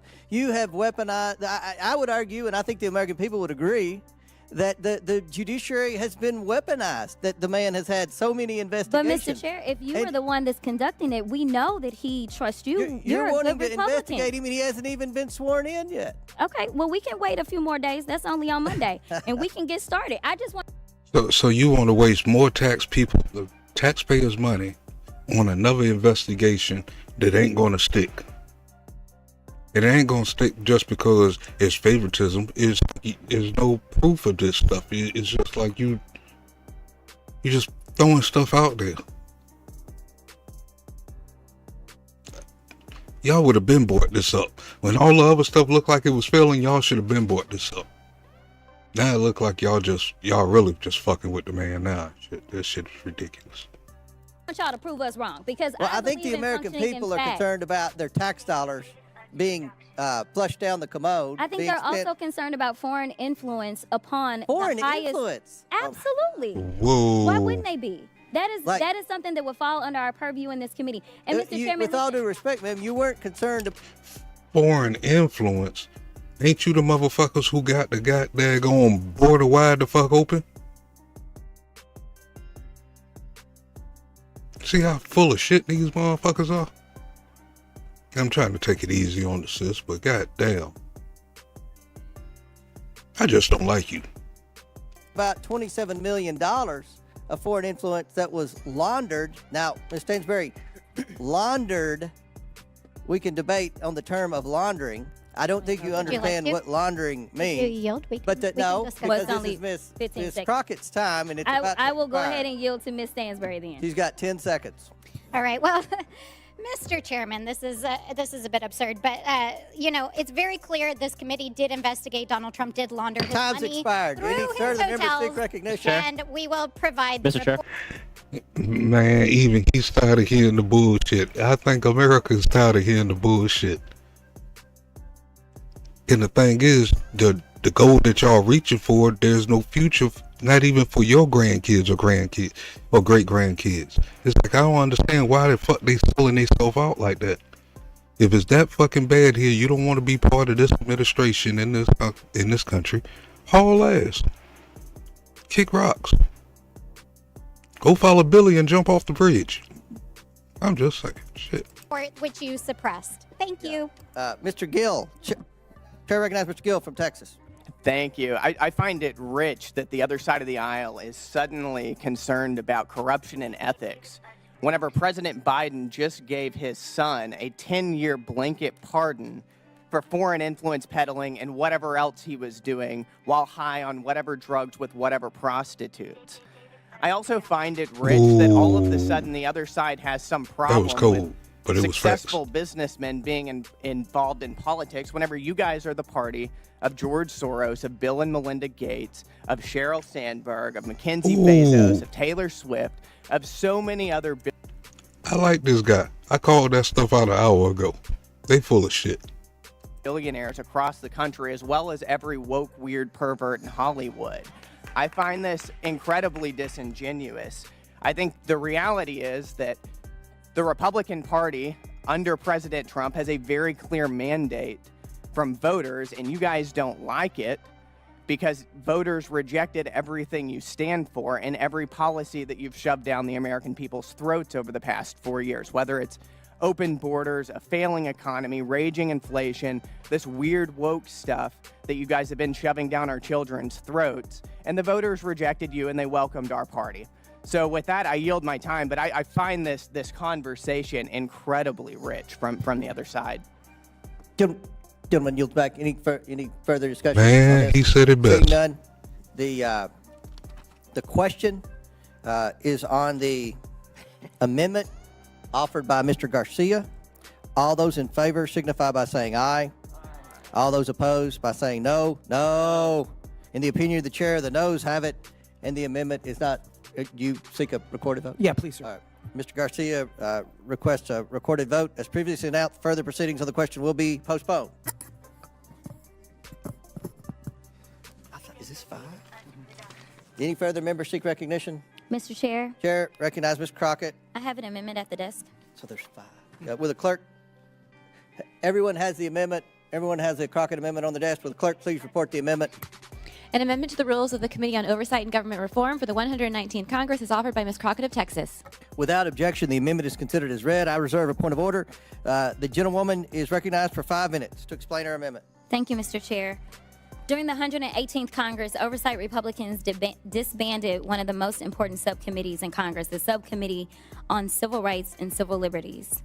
And now, in the 119th Congress, the chairman and House Republicans have decided to prioritize the demands of the real president, Elon Musk, and his billionaire friends over the needs of the American people. Now, we are about to approach the birthday of Martin Luther King. It's actually Elon Musk is not the president, by the way. tomorrow.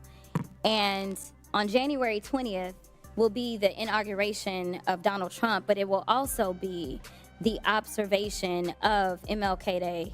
And the fact that we have decided that in this country we are not going to honor civil rights should be something that we all take issue with. Considering the fact, for some that don't know what civil rights are about, because some people only believe that it deals with black folk, let me explain. Civil and political rights are a class of rights that protect individuals' freedom from the infringement by governments, social organizations, and private individuals. You are so disrespectful. The people you represent trying to take away all your fucking freedoms. And if they had won, they'll be taking away your house and your cars within the next year or so. They didn't want you to have no private property. Most folks didn't know that. So her speaking up for free at last, you full of shit. And he probably rolling over himself right now, like he don't want to hear nothing out your damn mouth, lying ass. They ensure one's entitlement to participate in the civil and political life of society and the state. Defined another way, the right to be free from discrimination, the freedom to worship as we choose, the right to vote for our elected representatives, the protections of due process, the right to privacy. If any of that sounds familiar, it is because these are rights that are born out of our Constitution, something that we all supposedly have sworn an oath to, and we swear to not only. The Democrats just spent 4 years and showed no respect to the Constitution. What the fuck are you talking about? Man, why do they keep giving her the microphone? We don't just swear to it, we are supposed to protect those rights. Interestingly enough, we just had the funeral of one of our beloved presidents. And I caught a flight to Austin on the day of the funeral. And I had the honor of sitting next to someone who was a little familiar with the White House. That person was Lucy Baines Johnson. And when I tell you that she is a wealth of information, I really mean that. And when we had an opportunity to talk about what she experienced as her father was president during a time in which, honestly, is she burning or something? Why does she keep hopping around in her seat? You got ants in your pants. our country was on fire. And I would argue that, unfortunately, our country is on fire right now. When I first ran for office, That gotta be something to do with her nerves or something. Nobody just sit there and just keep bouncing while they talking. I mean, we already know. We don't see folks do it. Only I'm not even gonna go there, but she ain't professional at all. How in the hell she get in this position? I ran for the state house and said that we were in the midst of a modern day civil rights movement, and I have not been convinced otherwise just yet. But this is the daughter of the president that signed the Civil Rights Act of 1964. She was also there when he signed the Voting Rights Act of 1965. Are y'all seeing this shit? Honest, without that voting rights, I don't believe that I actually would have a seat in Congress. And so I do believe in preserving the fact that bobbing her head like a chicken, should be entitled to real and true damn representation, because I do have a Section 2 seat as our Voting Rights Act has been decimated. But one of the stories that she told me was that her father asked her about coming over to the Congress for the signing of the bill as it relates to the Voting Rights Act. Now, for her, it was a bit inconvenient as an 18-year-old to have to leave the White House and go over to Congress. And she asked her father, why should we go over to the Congress, Daddy, to sign this particular bill? And she said, we need to go over to the Congress because we need to pay due respect to those members of Congress that knew that voting for this bill meant that they would not be returning to Congress, but they had the courage to do what was right for this country. And Tanya Renee, I'm gonna ask you, is she embarrassing to black women? Or do you think most black women act like this? She ghetto fabulous as hell. And her scalp kind of dry too, but don't tell nobody else. make sure that everyone's voices were going to be heard. The one thing that we could do, the very small thing that we could do, is have a little bit of courage and decide that we are going to reinstitute this particular subcommittee, because unfortunately, I don't see the type of courage that the people that served back in the 60s had coming out of some of our colleagues. And so I'm asking you to do the courageous thing today and just institute a subcommittee that would make sure that we are looking out for those protections of everyone in this country, to make sure. One question, when they create these other committees, do they get paid for these committees too? Is she trying to create another job or a position to get extra money? I just want to know. That we have real freedom, something that we all supposedly espouse to believe in. And with that, I will yield. Mr. Chairman. Ladies, time's expired. Any member seek recognition? Yes. Mr. Higgins? Oh, Ms. Mace was first. I'm sorry. Ms. Mace. Thank you, Mr. Chairman. Again, I don't know what's going on today. I find it extremely rich and offensive. So we're talking about civil rights. I'm the former ranking member on the Civil Rights Subcommittee, something I believe in civil Man, when rights you gonna and get civil busy? liberties of all You was the one cutting up in the Americans. in the And clip. we were talking about infringement of individual people. Also, quote, the right to privacy of individuals. Coming from a party that can't define what a woman is and won't give women the right to privacy. You all want men with penises, chicks with dicks, in the bathroom with us. You want women to be forced to undress in front of men in the locker room and in dressing rooms. And it's so hypocritical for you to sit here and Ladies and gentlemen, we are heating up. say and be, screaming from the rooftops about right to privacy and civil rights when you don't respect women. And you don't respect women who've been raped, women who are victims of sexual abuse. They don't respect women. They don't respect black folks, even though some of that shit that she was just saying came from out of black folks' mouth. They don't respect a lot of things, but they'll sit here and just brainwash folks and thinking they do. And a weak mind will fall for it. Please don't be that weak mind. And you want me, a victim of rape, a survivor of rape, to go into a locker room and be forced to undress in front of a man? You have to be effing kidding me. So I don't want to hear about you talk about rights, individual rights, civil rights, because you can't find the courage from the 60s. Oh, she going dead at her. All around America, fight for women like me, every single woman. And as a rape survivor, I shouldn't have to explain to you why women. Civil rights didn't have nothing to do with women. I believe the women broke off from the civil rights movement to start the women's rights movement.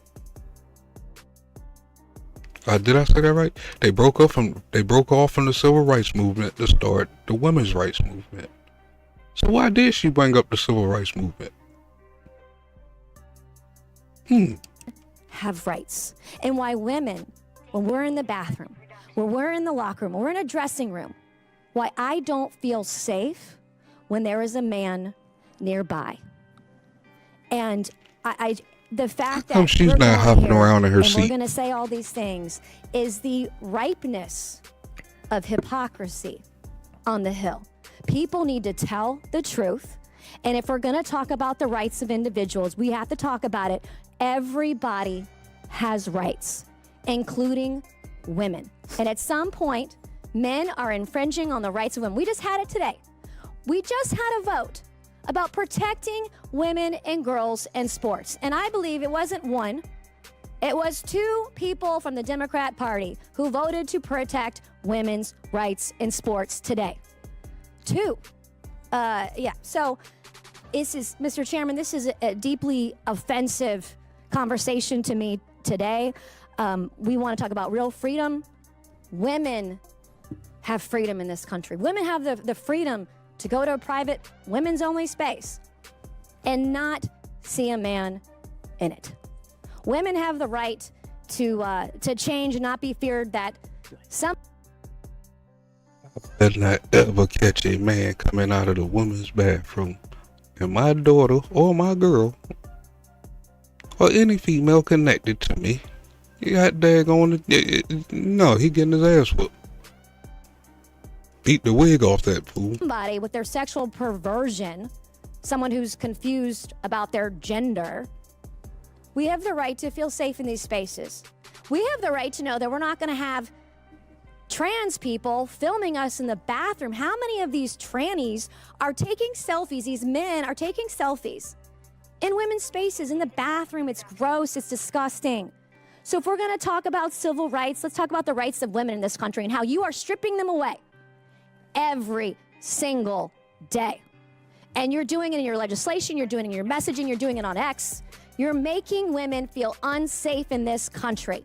And you're making the opportunity for women and girls to be raped, to be sexually abused in this country even greater than they've ever been. So don't come over here with your attitude and talk to me about rights when you're trying to take my rights as a woman, a rape survivor, away. Thank you, Mr. Chairman. I yield back. Gentlelady. Ooh. She stole her.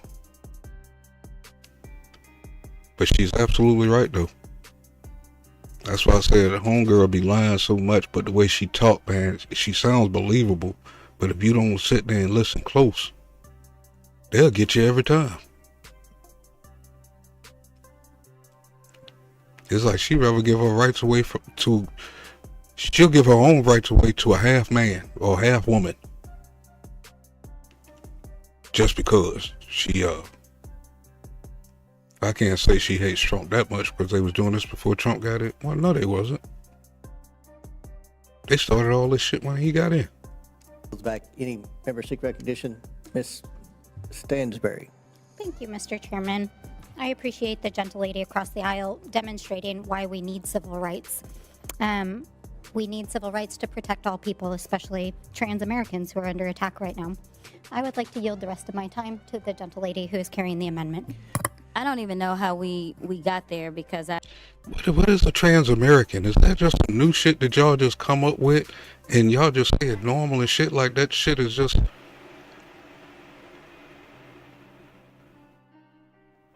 And then for her to even, not you, but the other girl to even speak up for these trans, man, it's like, you really don't even give a shit about your own culture. If you're going to be doing any fighting, it should be for your own culture who you say is oppressed.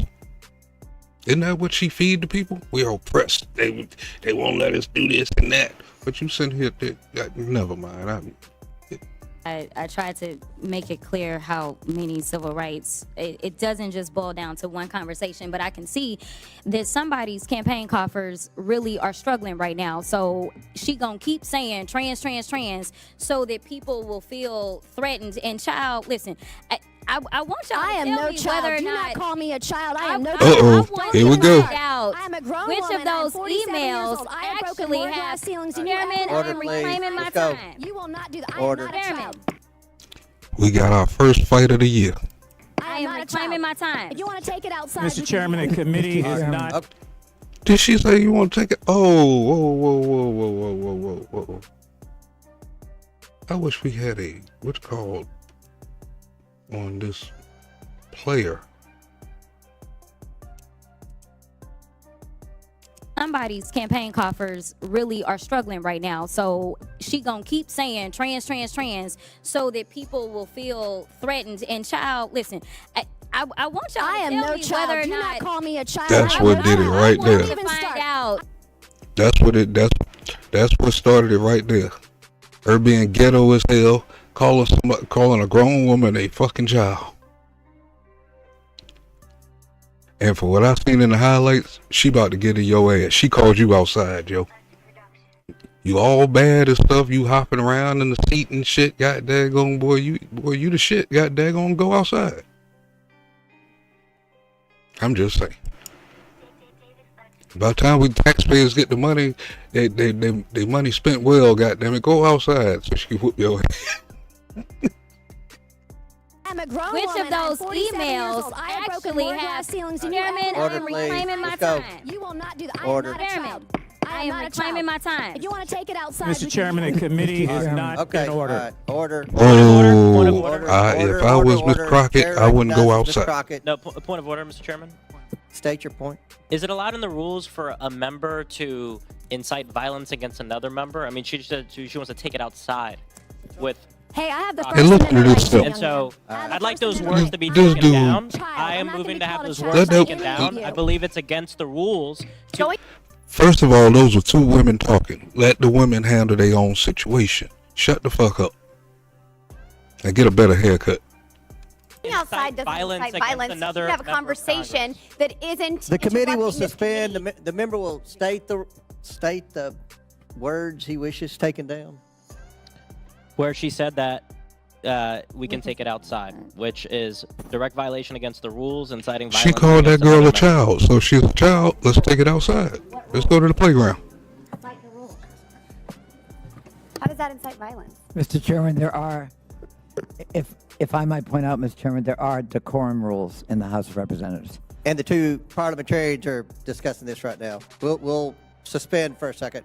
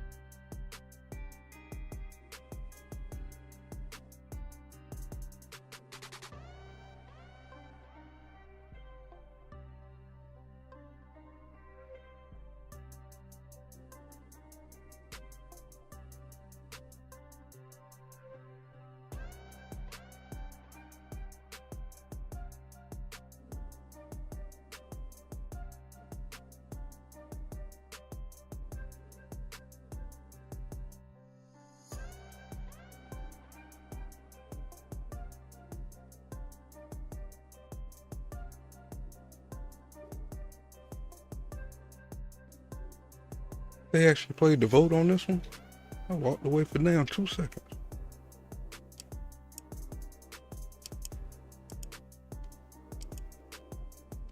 Rule.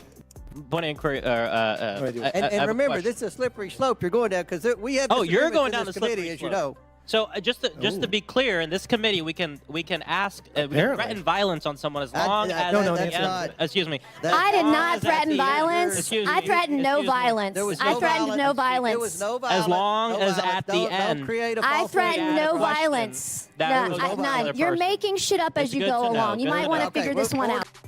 Boy, this is gonna be an exciting goddamn committee right here for the next 2 years. Oh man. Boy, they're gonna be scrapping, and that was not a threat. All she did was say, let's go outside. It could have been for a cigarette, it could have been for anything.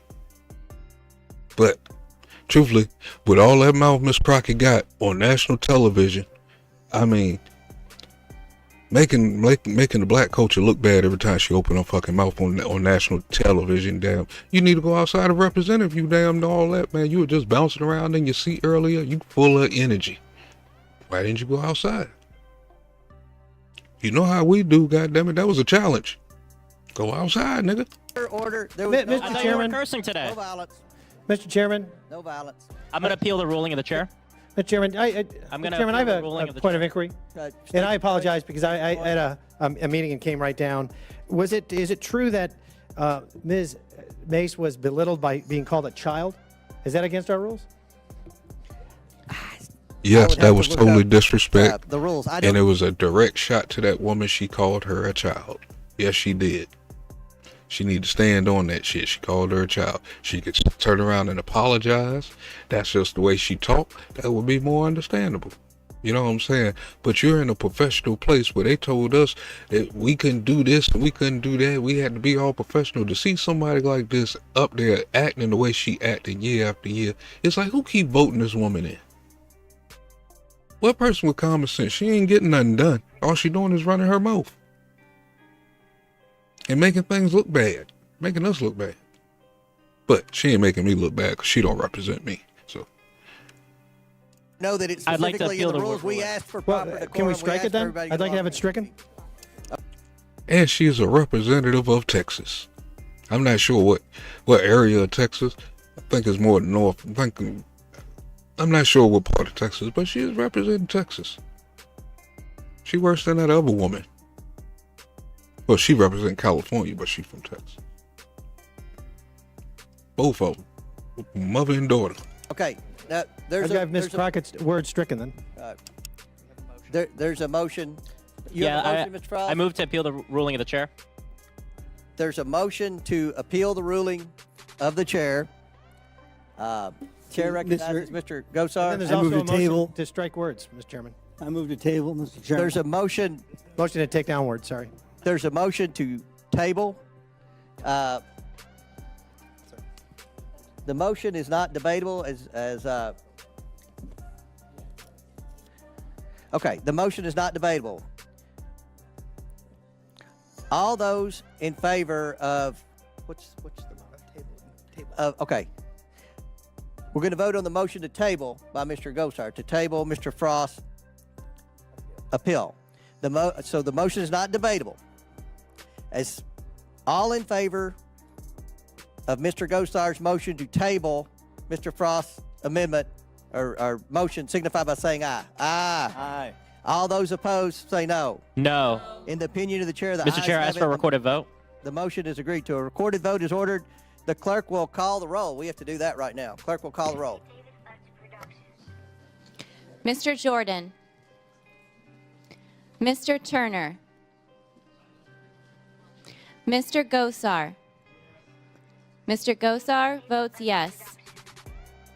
Ms. Fox. Mr. Grothman.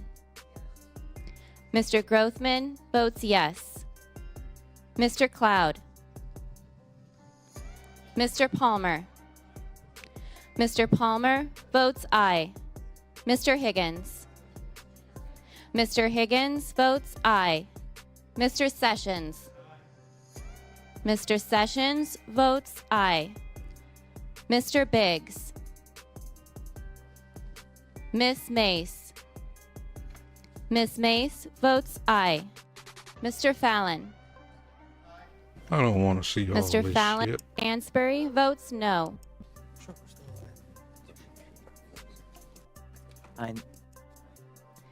Aye. Crane Ansbury votes Mr. Bell. Guys, it's Ms. Crockett for the remainder of her 4 minutes that don't count towards the limit to debate. Then from there on, if there's further requests for debate, there'll be 7.5 minutes each time. Chair recognizes Ms. Crockett for her remaining 4 minutes. Thank you, Mr. Chair. The final points that I was going to make is while this amendment has to do with civil rights, for whatever reason, the colleague on the other side of the aisle decided to attack Democrats and pretend as if we do not look out for women. And I want to be clear that it's Democrats that were pushing for the Equal Rights Amendment, and I don't recall any Republicans supporting us having the Equal Rights Amendment. I also want to make it clear that just because someone fantasizes or wants Okay, you ain't jumping around in the seat no more. You ain't acting bad no more. She done called you outside. Look at homegirl looking at you behind you. Like you slowed your roll, didn't you? But yes, this is Jasmine Crockett. And She was born March 29, 1981, and she is an American lawyer and politician who has been a U.S. representative from Texas' 30th Congressional District since January 2023. Her districts mostly is South Dallas County. So yes, she is a Texas representative. She represents South Dallas County. Ooh. Boy, you just got punked out. But I ain't gonna tell nobody else. To be dramatic about the idea of Unless I make a clip of you getting punked out. You know what I'm saying? someone could be a quote unquote man in a locker room or in a bathroom. I've yet to hear an actual testimony of someone who, for whatever reason, has experienced this in real time. But I can tell you some real numbers and some real facts, because I don't like to live in fantasy when I'm talking about how I'm going to govern for the American people. The facts are, in my state alone, in the state of Texas, once they decided that they were going to overturn the Roe decision, 26,000 women then ended up raped. 26,000 is what we had reported. And that was only within about a year's time span. And when they reported those rapes, none of them seemed to have anything to do with trans folk. And I don't recall any legislation to help out those women. Was it the law or was it the border being open?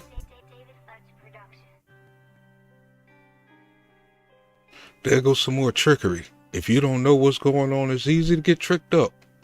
So, what was the numbers before that? You just going off of 1 year. What was the numbers in 2017?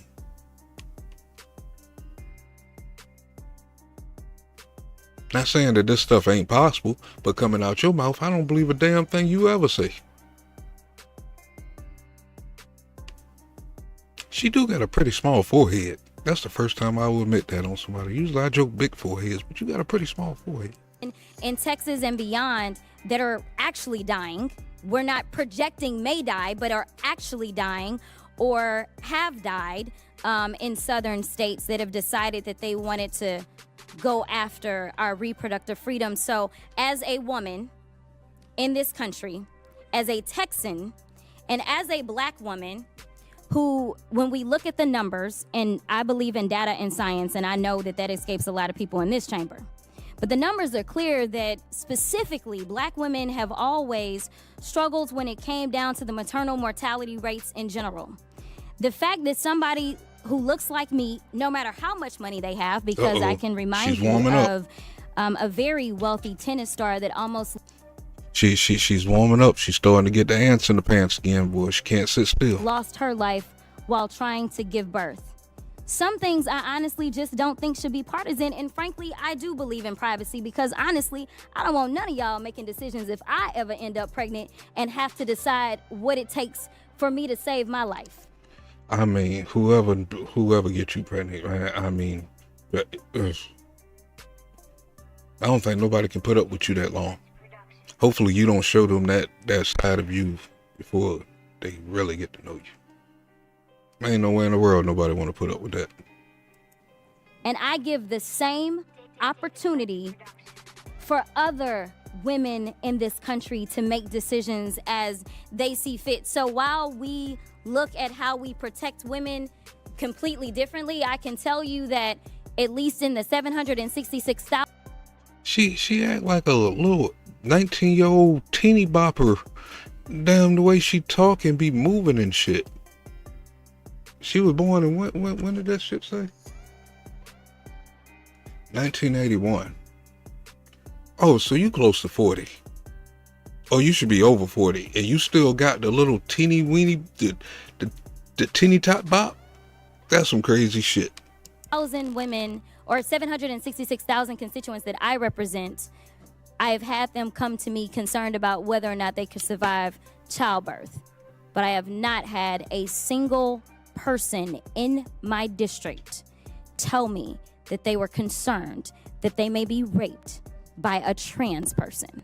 So if there is an issue to solve in this country based on facts, data, the facts is coming out of Virginia with the young girl in high school. I forgot what county that was, but she was sexually assaulted, and I think it was another chick who was sexually assaulted by one of those trans kids in the female's bathroom.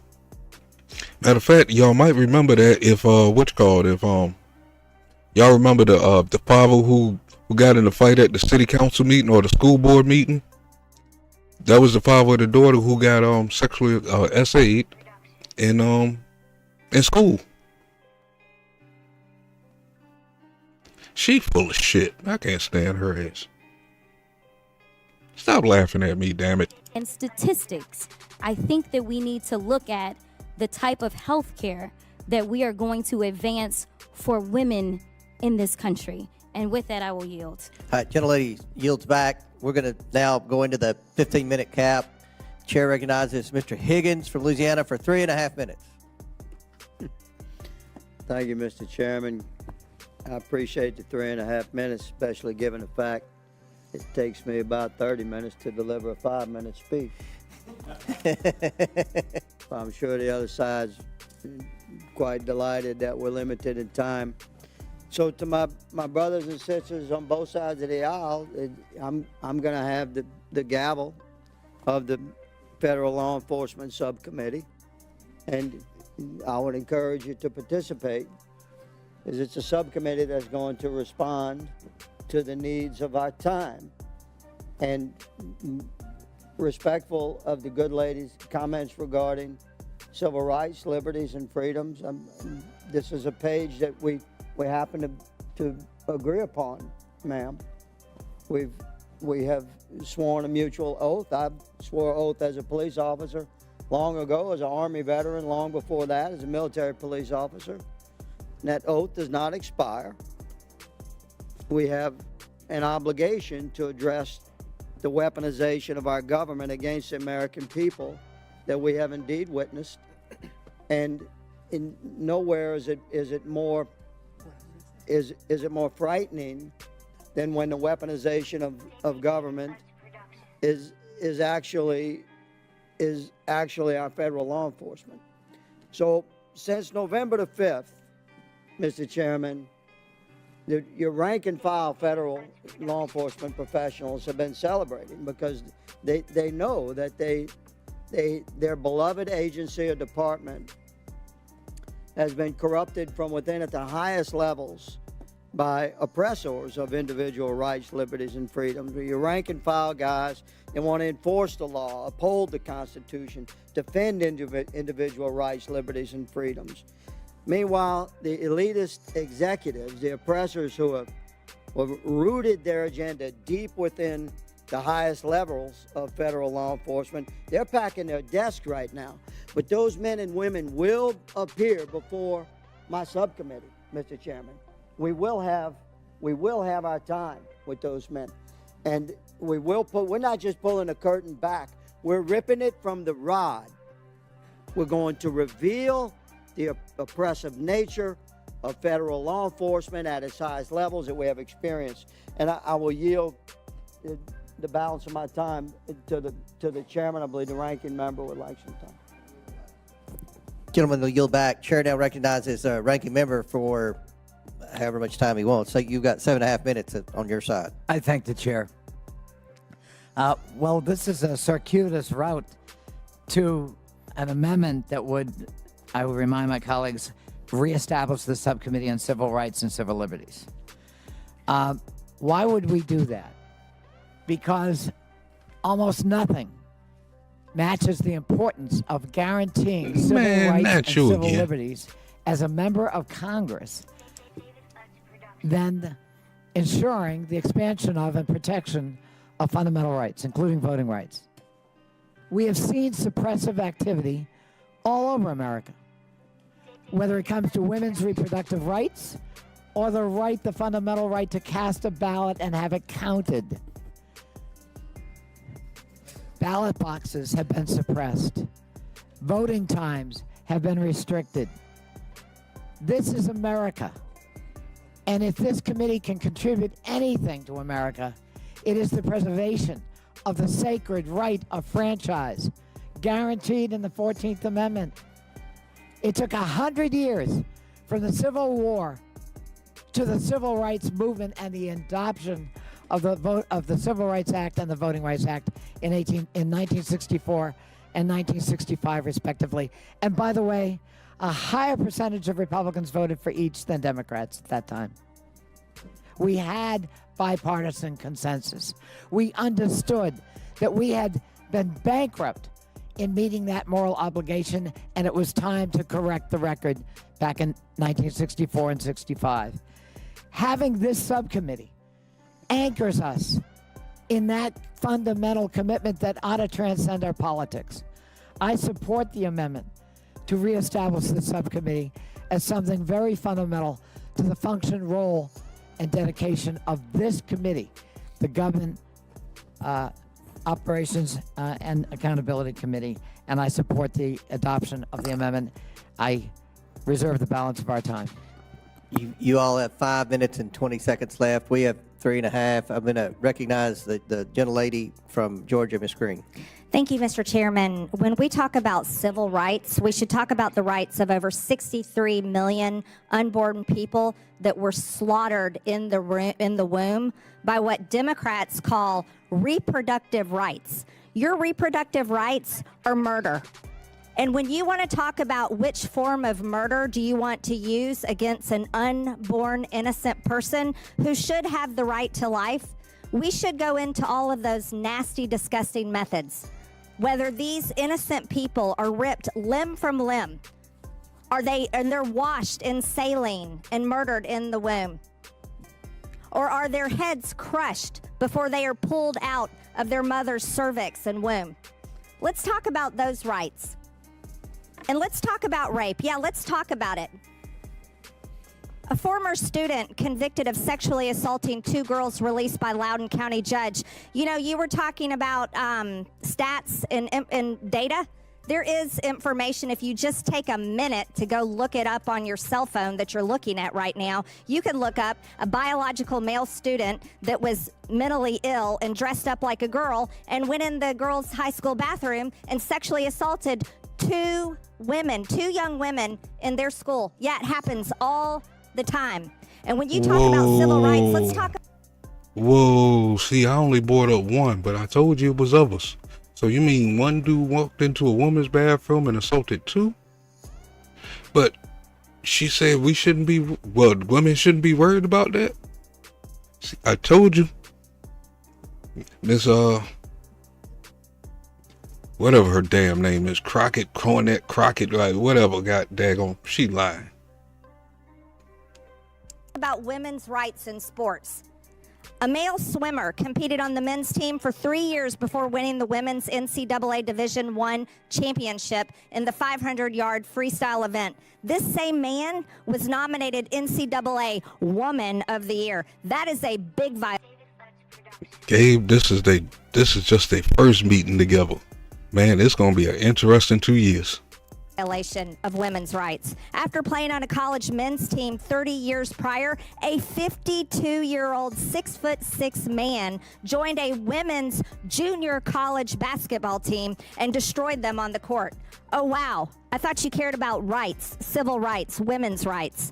A male runner was named Women's Athlete of the Week after competing in an NCAA Division I women's cross-country meet. One male athlete won first place in the women's mile race at an NCAA Division I conference championship. And a 17-year-old female volleyball player was left partially paralyzed with brain damage after a ball was spiked at her by her biological male opponent. The team rightfully forfeited the remainder of the games played against that school out of safety concerns.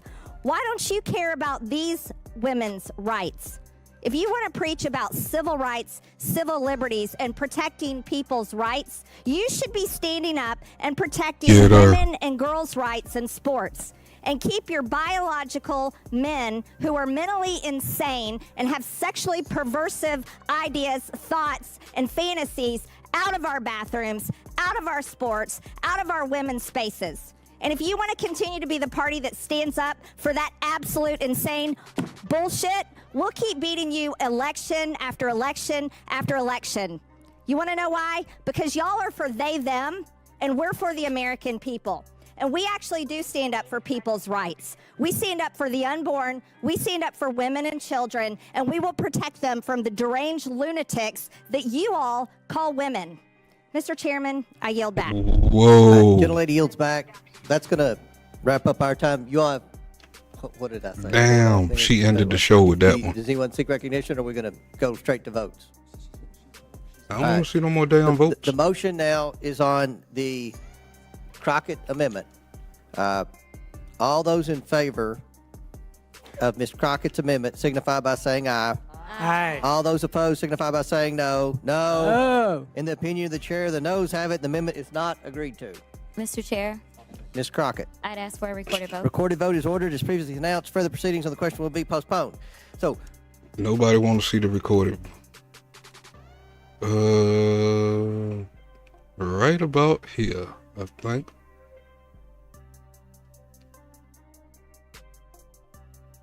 Decided to prioritize the demands of the real president, Elon Musk, and his billionaire friends over the needs of the American people. Now, we are about to approach the birthday of Martin Luther King. It's actually tomorrow. And on January 20th will be the inauguration of Donald Trump, but it will also be the observation of MLK Day. And the fact that we have decided. I don't know. I thought Caitlyn came what he became after everything. He wasn't competing as that. That in this country, we are not going to honor civil rights should be something that we all take issue with. Considering the fact, for some that don't know what civil rights are about, because some people only believe that it deals with black folk, let me explain. Civil and political rights believe this are is where it passive was rights at. that protects I think that's around the individuals' time. freedom from the infringement by governments, social organizations, and private individuals. They ensure one's entitlement to participate in the civil and political life of society and the state. Defined another way, the I right thought she to had be ants free on her from pants, though. discrimination, the freedom to worship as we choose, the right to vote for our elected representatives, the protections of due process, the right to privacy. If any of that sounds familiar, it is because these are rights that are born out of our Constitution, something No, this that we wasn't all it right supposedly here. Or maybe it was. Oh man, I messed that up. Right swear about to there. it, we are supposed to protect those rights. Interestingly enough, we just had the funeral of one of our beloved presidents. And I caught a flight to Austin on the day of the funeral. And I had the honor of sitting next to someone who was a little familiar with the White House. That person was Lucy Baines Johnson. And when I tell you that she is a wealth of information, I really mean that.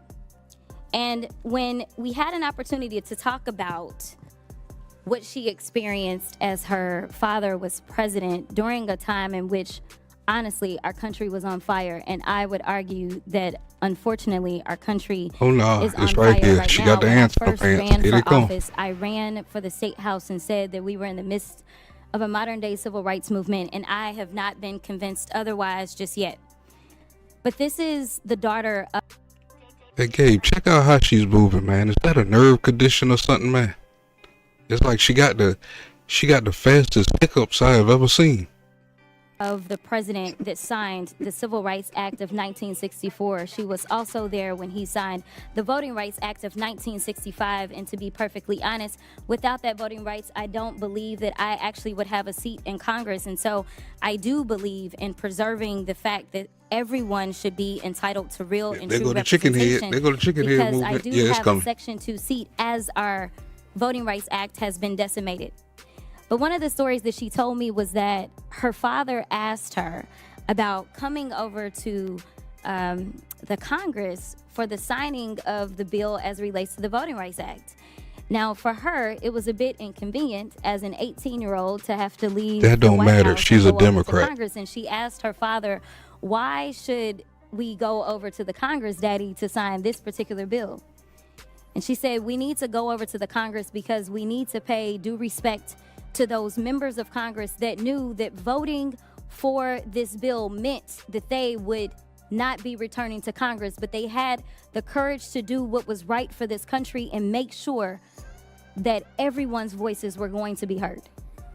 The one thing that we could do, the very small thing that we could do, is have a little bit of courage and decide that we are going to reinstitute this particular subcommittee, because unfortunately, I don't see the type of courage that the people that served back in the 60s had coming out of some of our colleagues. And so I'm asking you to do the courageous thing today and just institute a subcommittee that would make sure that we are looking out for those protections of everyone in this country, to make sure that we have real freedom, something that we all supposedly espouse to believe in. And with that, I will yield. Mr. Chairman. Gentlelady's time's expired. Any member seek recognition? Yes. Mr. Higgins? Oh, Ms. Mace was first. I'm sorry. Ms. Mace. Thank you, Mr. Chairman. Again, I don't know what's going on today. I find it extremely rich and offensive. So we're talking about civil rights. I'm the former ranking member on the Civil Rights Subcommittee, something I believe in civil rights and civil liberties of all Americans. And we were talking about infringement of individual people. Also, quote, the right to privacy of individuals. Coming from a party that can't define what a woman is and won't give women the right to privacy. You all want men with penises, chicks with dicks, in the bathroom with us. You want women to be forced to undress in front of men in the locker room and in dressing rooms. And it's so hypocritical for you to sit here and say and be, screaming from the rooftops about right to privacy and civil rights when you don't respect women. And you don't respect women who've been raped. Women who are victims of sexual abuse. I went back too far. And you want me, a victim of rape, a survivor of rape, to go into a locker room and be forced to undress in front of a man? You have to be effing kidding me. So I don't want to hear about you talk about rights, individual rights, civil rights, because yeah, Gabe, they were snapping on this sucker. To fight for women all around America, fight for women like me, every single woman. And as a rape survivor, I shouldn't have to explain to you. Yeah, it's the next segment they had. And why women, when we're in the bathroom, I went back when we're about in the locker room, when we're in a dressing room, 10 minutes why too I far. don't feel safe when there is a man nearby. And the fact that we're going here and we're going to say all these things is the ripeness of hypocrisy on the Hill. People need to tell the truth. And if we're going to talk about the rights of individuals, we have to talk about it. Everybody has rights, including women. And at some point, men are infringing on the rights of women. We just had it today. We just had a vote about protecting women and girls in sports. And I believe it wasn't one, it was two people from the Democrat Party who voted to protect women's rights in sports today. Two. So this is, Mr. Chairman, this is a deeply offensive conversation to me today. We want to talk about real freedom. Women have freedom in this country. Women have the freedom to go to a private women's only space and not see a man in it. Women have the right to change and not be feared that somebody with their sexual perversion, someone who's confused about their gender, we have the right to feel safe in these spaces. We have the right to know that we're not going to have Oh man, she made her so famous, boy, with in the that. bathroom. How many of these trannies are taking selfies? These men are taking selfies in women's spaces, in the bathroom. It's gross. It's disgusting. So if we're going to talk about civil rights, let's talk about the rights of women in this country and how you are stripping them away every single day. And you're doing it in your legislation. You're doing it in your messaging. You're doing it on X. You're making women feel unsafe in this country. And you're making the opportunity for women and girls to be raped, to be sexually abused in this country, even greater than they've ever been. So don't come over here with your attitude and talk to me about rights when you're trying to take my rights as a woman, a rape survivor, away. Thank you, Mr. Chairman. I yield back. Ooh.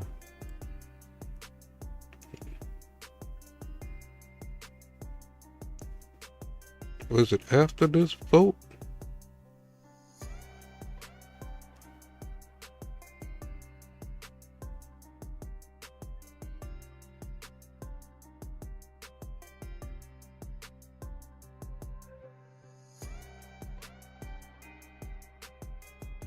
Guys, it's Ms. Crockett for the remainder of her 4 minutes that don't count towards the limit to debate.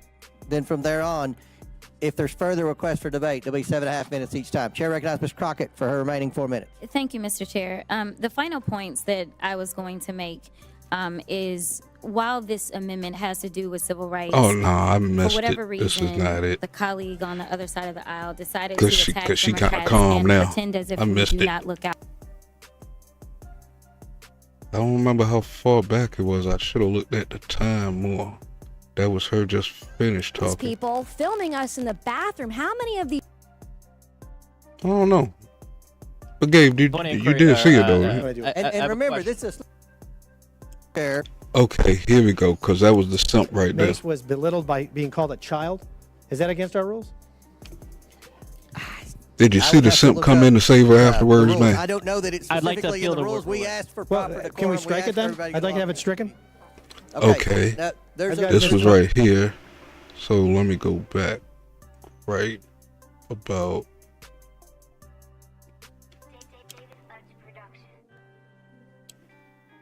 That's right. It went silent right here. trans so that people will feel threatened. And child, listen, Americans who are under attack right now. I would like to yield the rest of my time to the gentle lady who is carrying the amendment. I don't even know how we got there because I tried to make it clear how many civil rights, it doesn't just boil down to one conversation, but I can see that somebody's campaign coffers really are struggling right now. So she gonna keep saying trans, Okay, so that here you people go. will feel This where it look like she threatened. And burning. child, listen, It's like she, your boy, she I couldn't am sit no still, child. boy. Do not call me a child. I am no child. I want Don't to even find start. out I am a grown which woman. of those I'm 47 years emails old. I have broken actually more have glass ceilings than you Chairman, ever Order, I'm please. reclaiming my Let's go. time. You will not get Order. Chairman, I am not a reclaiming child. my time. If you want to take it outside, we Mr. can Chairman, do the it. committee is not. Okay. Man, that's the highlight of the Point of year. order. I might have to make me a short of that one, man. I might have to make me a short, man. God there go. Well, we need to go out. We might need to take this outside.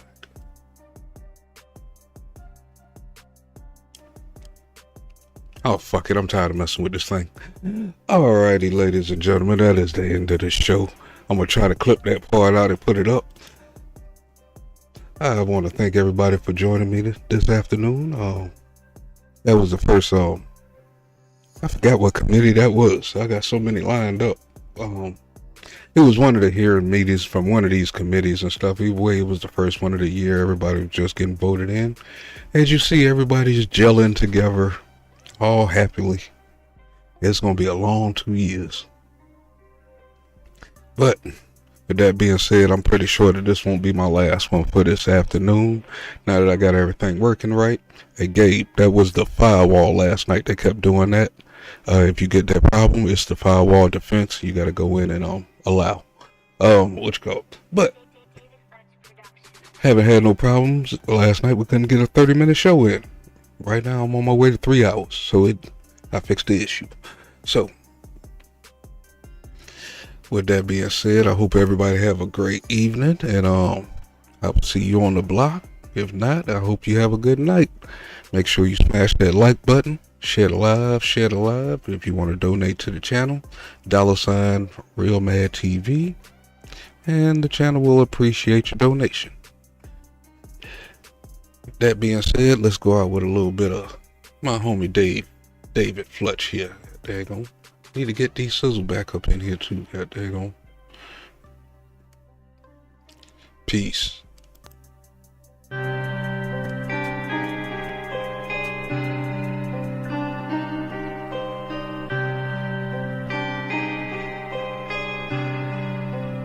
David Flutch Production.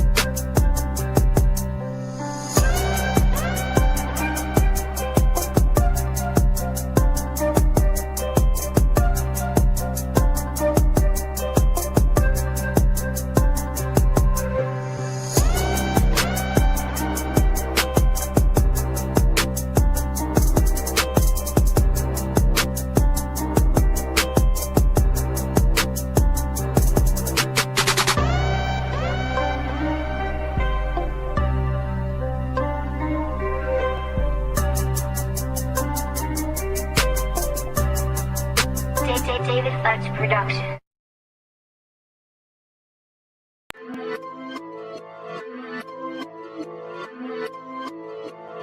David Futz Production.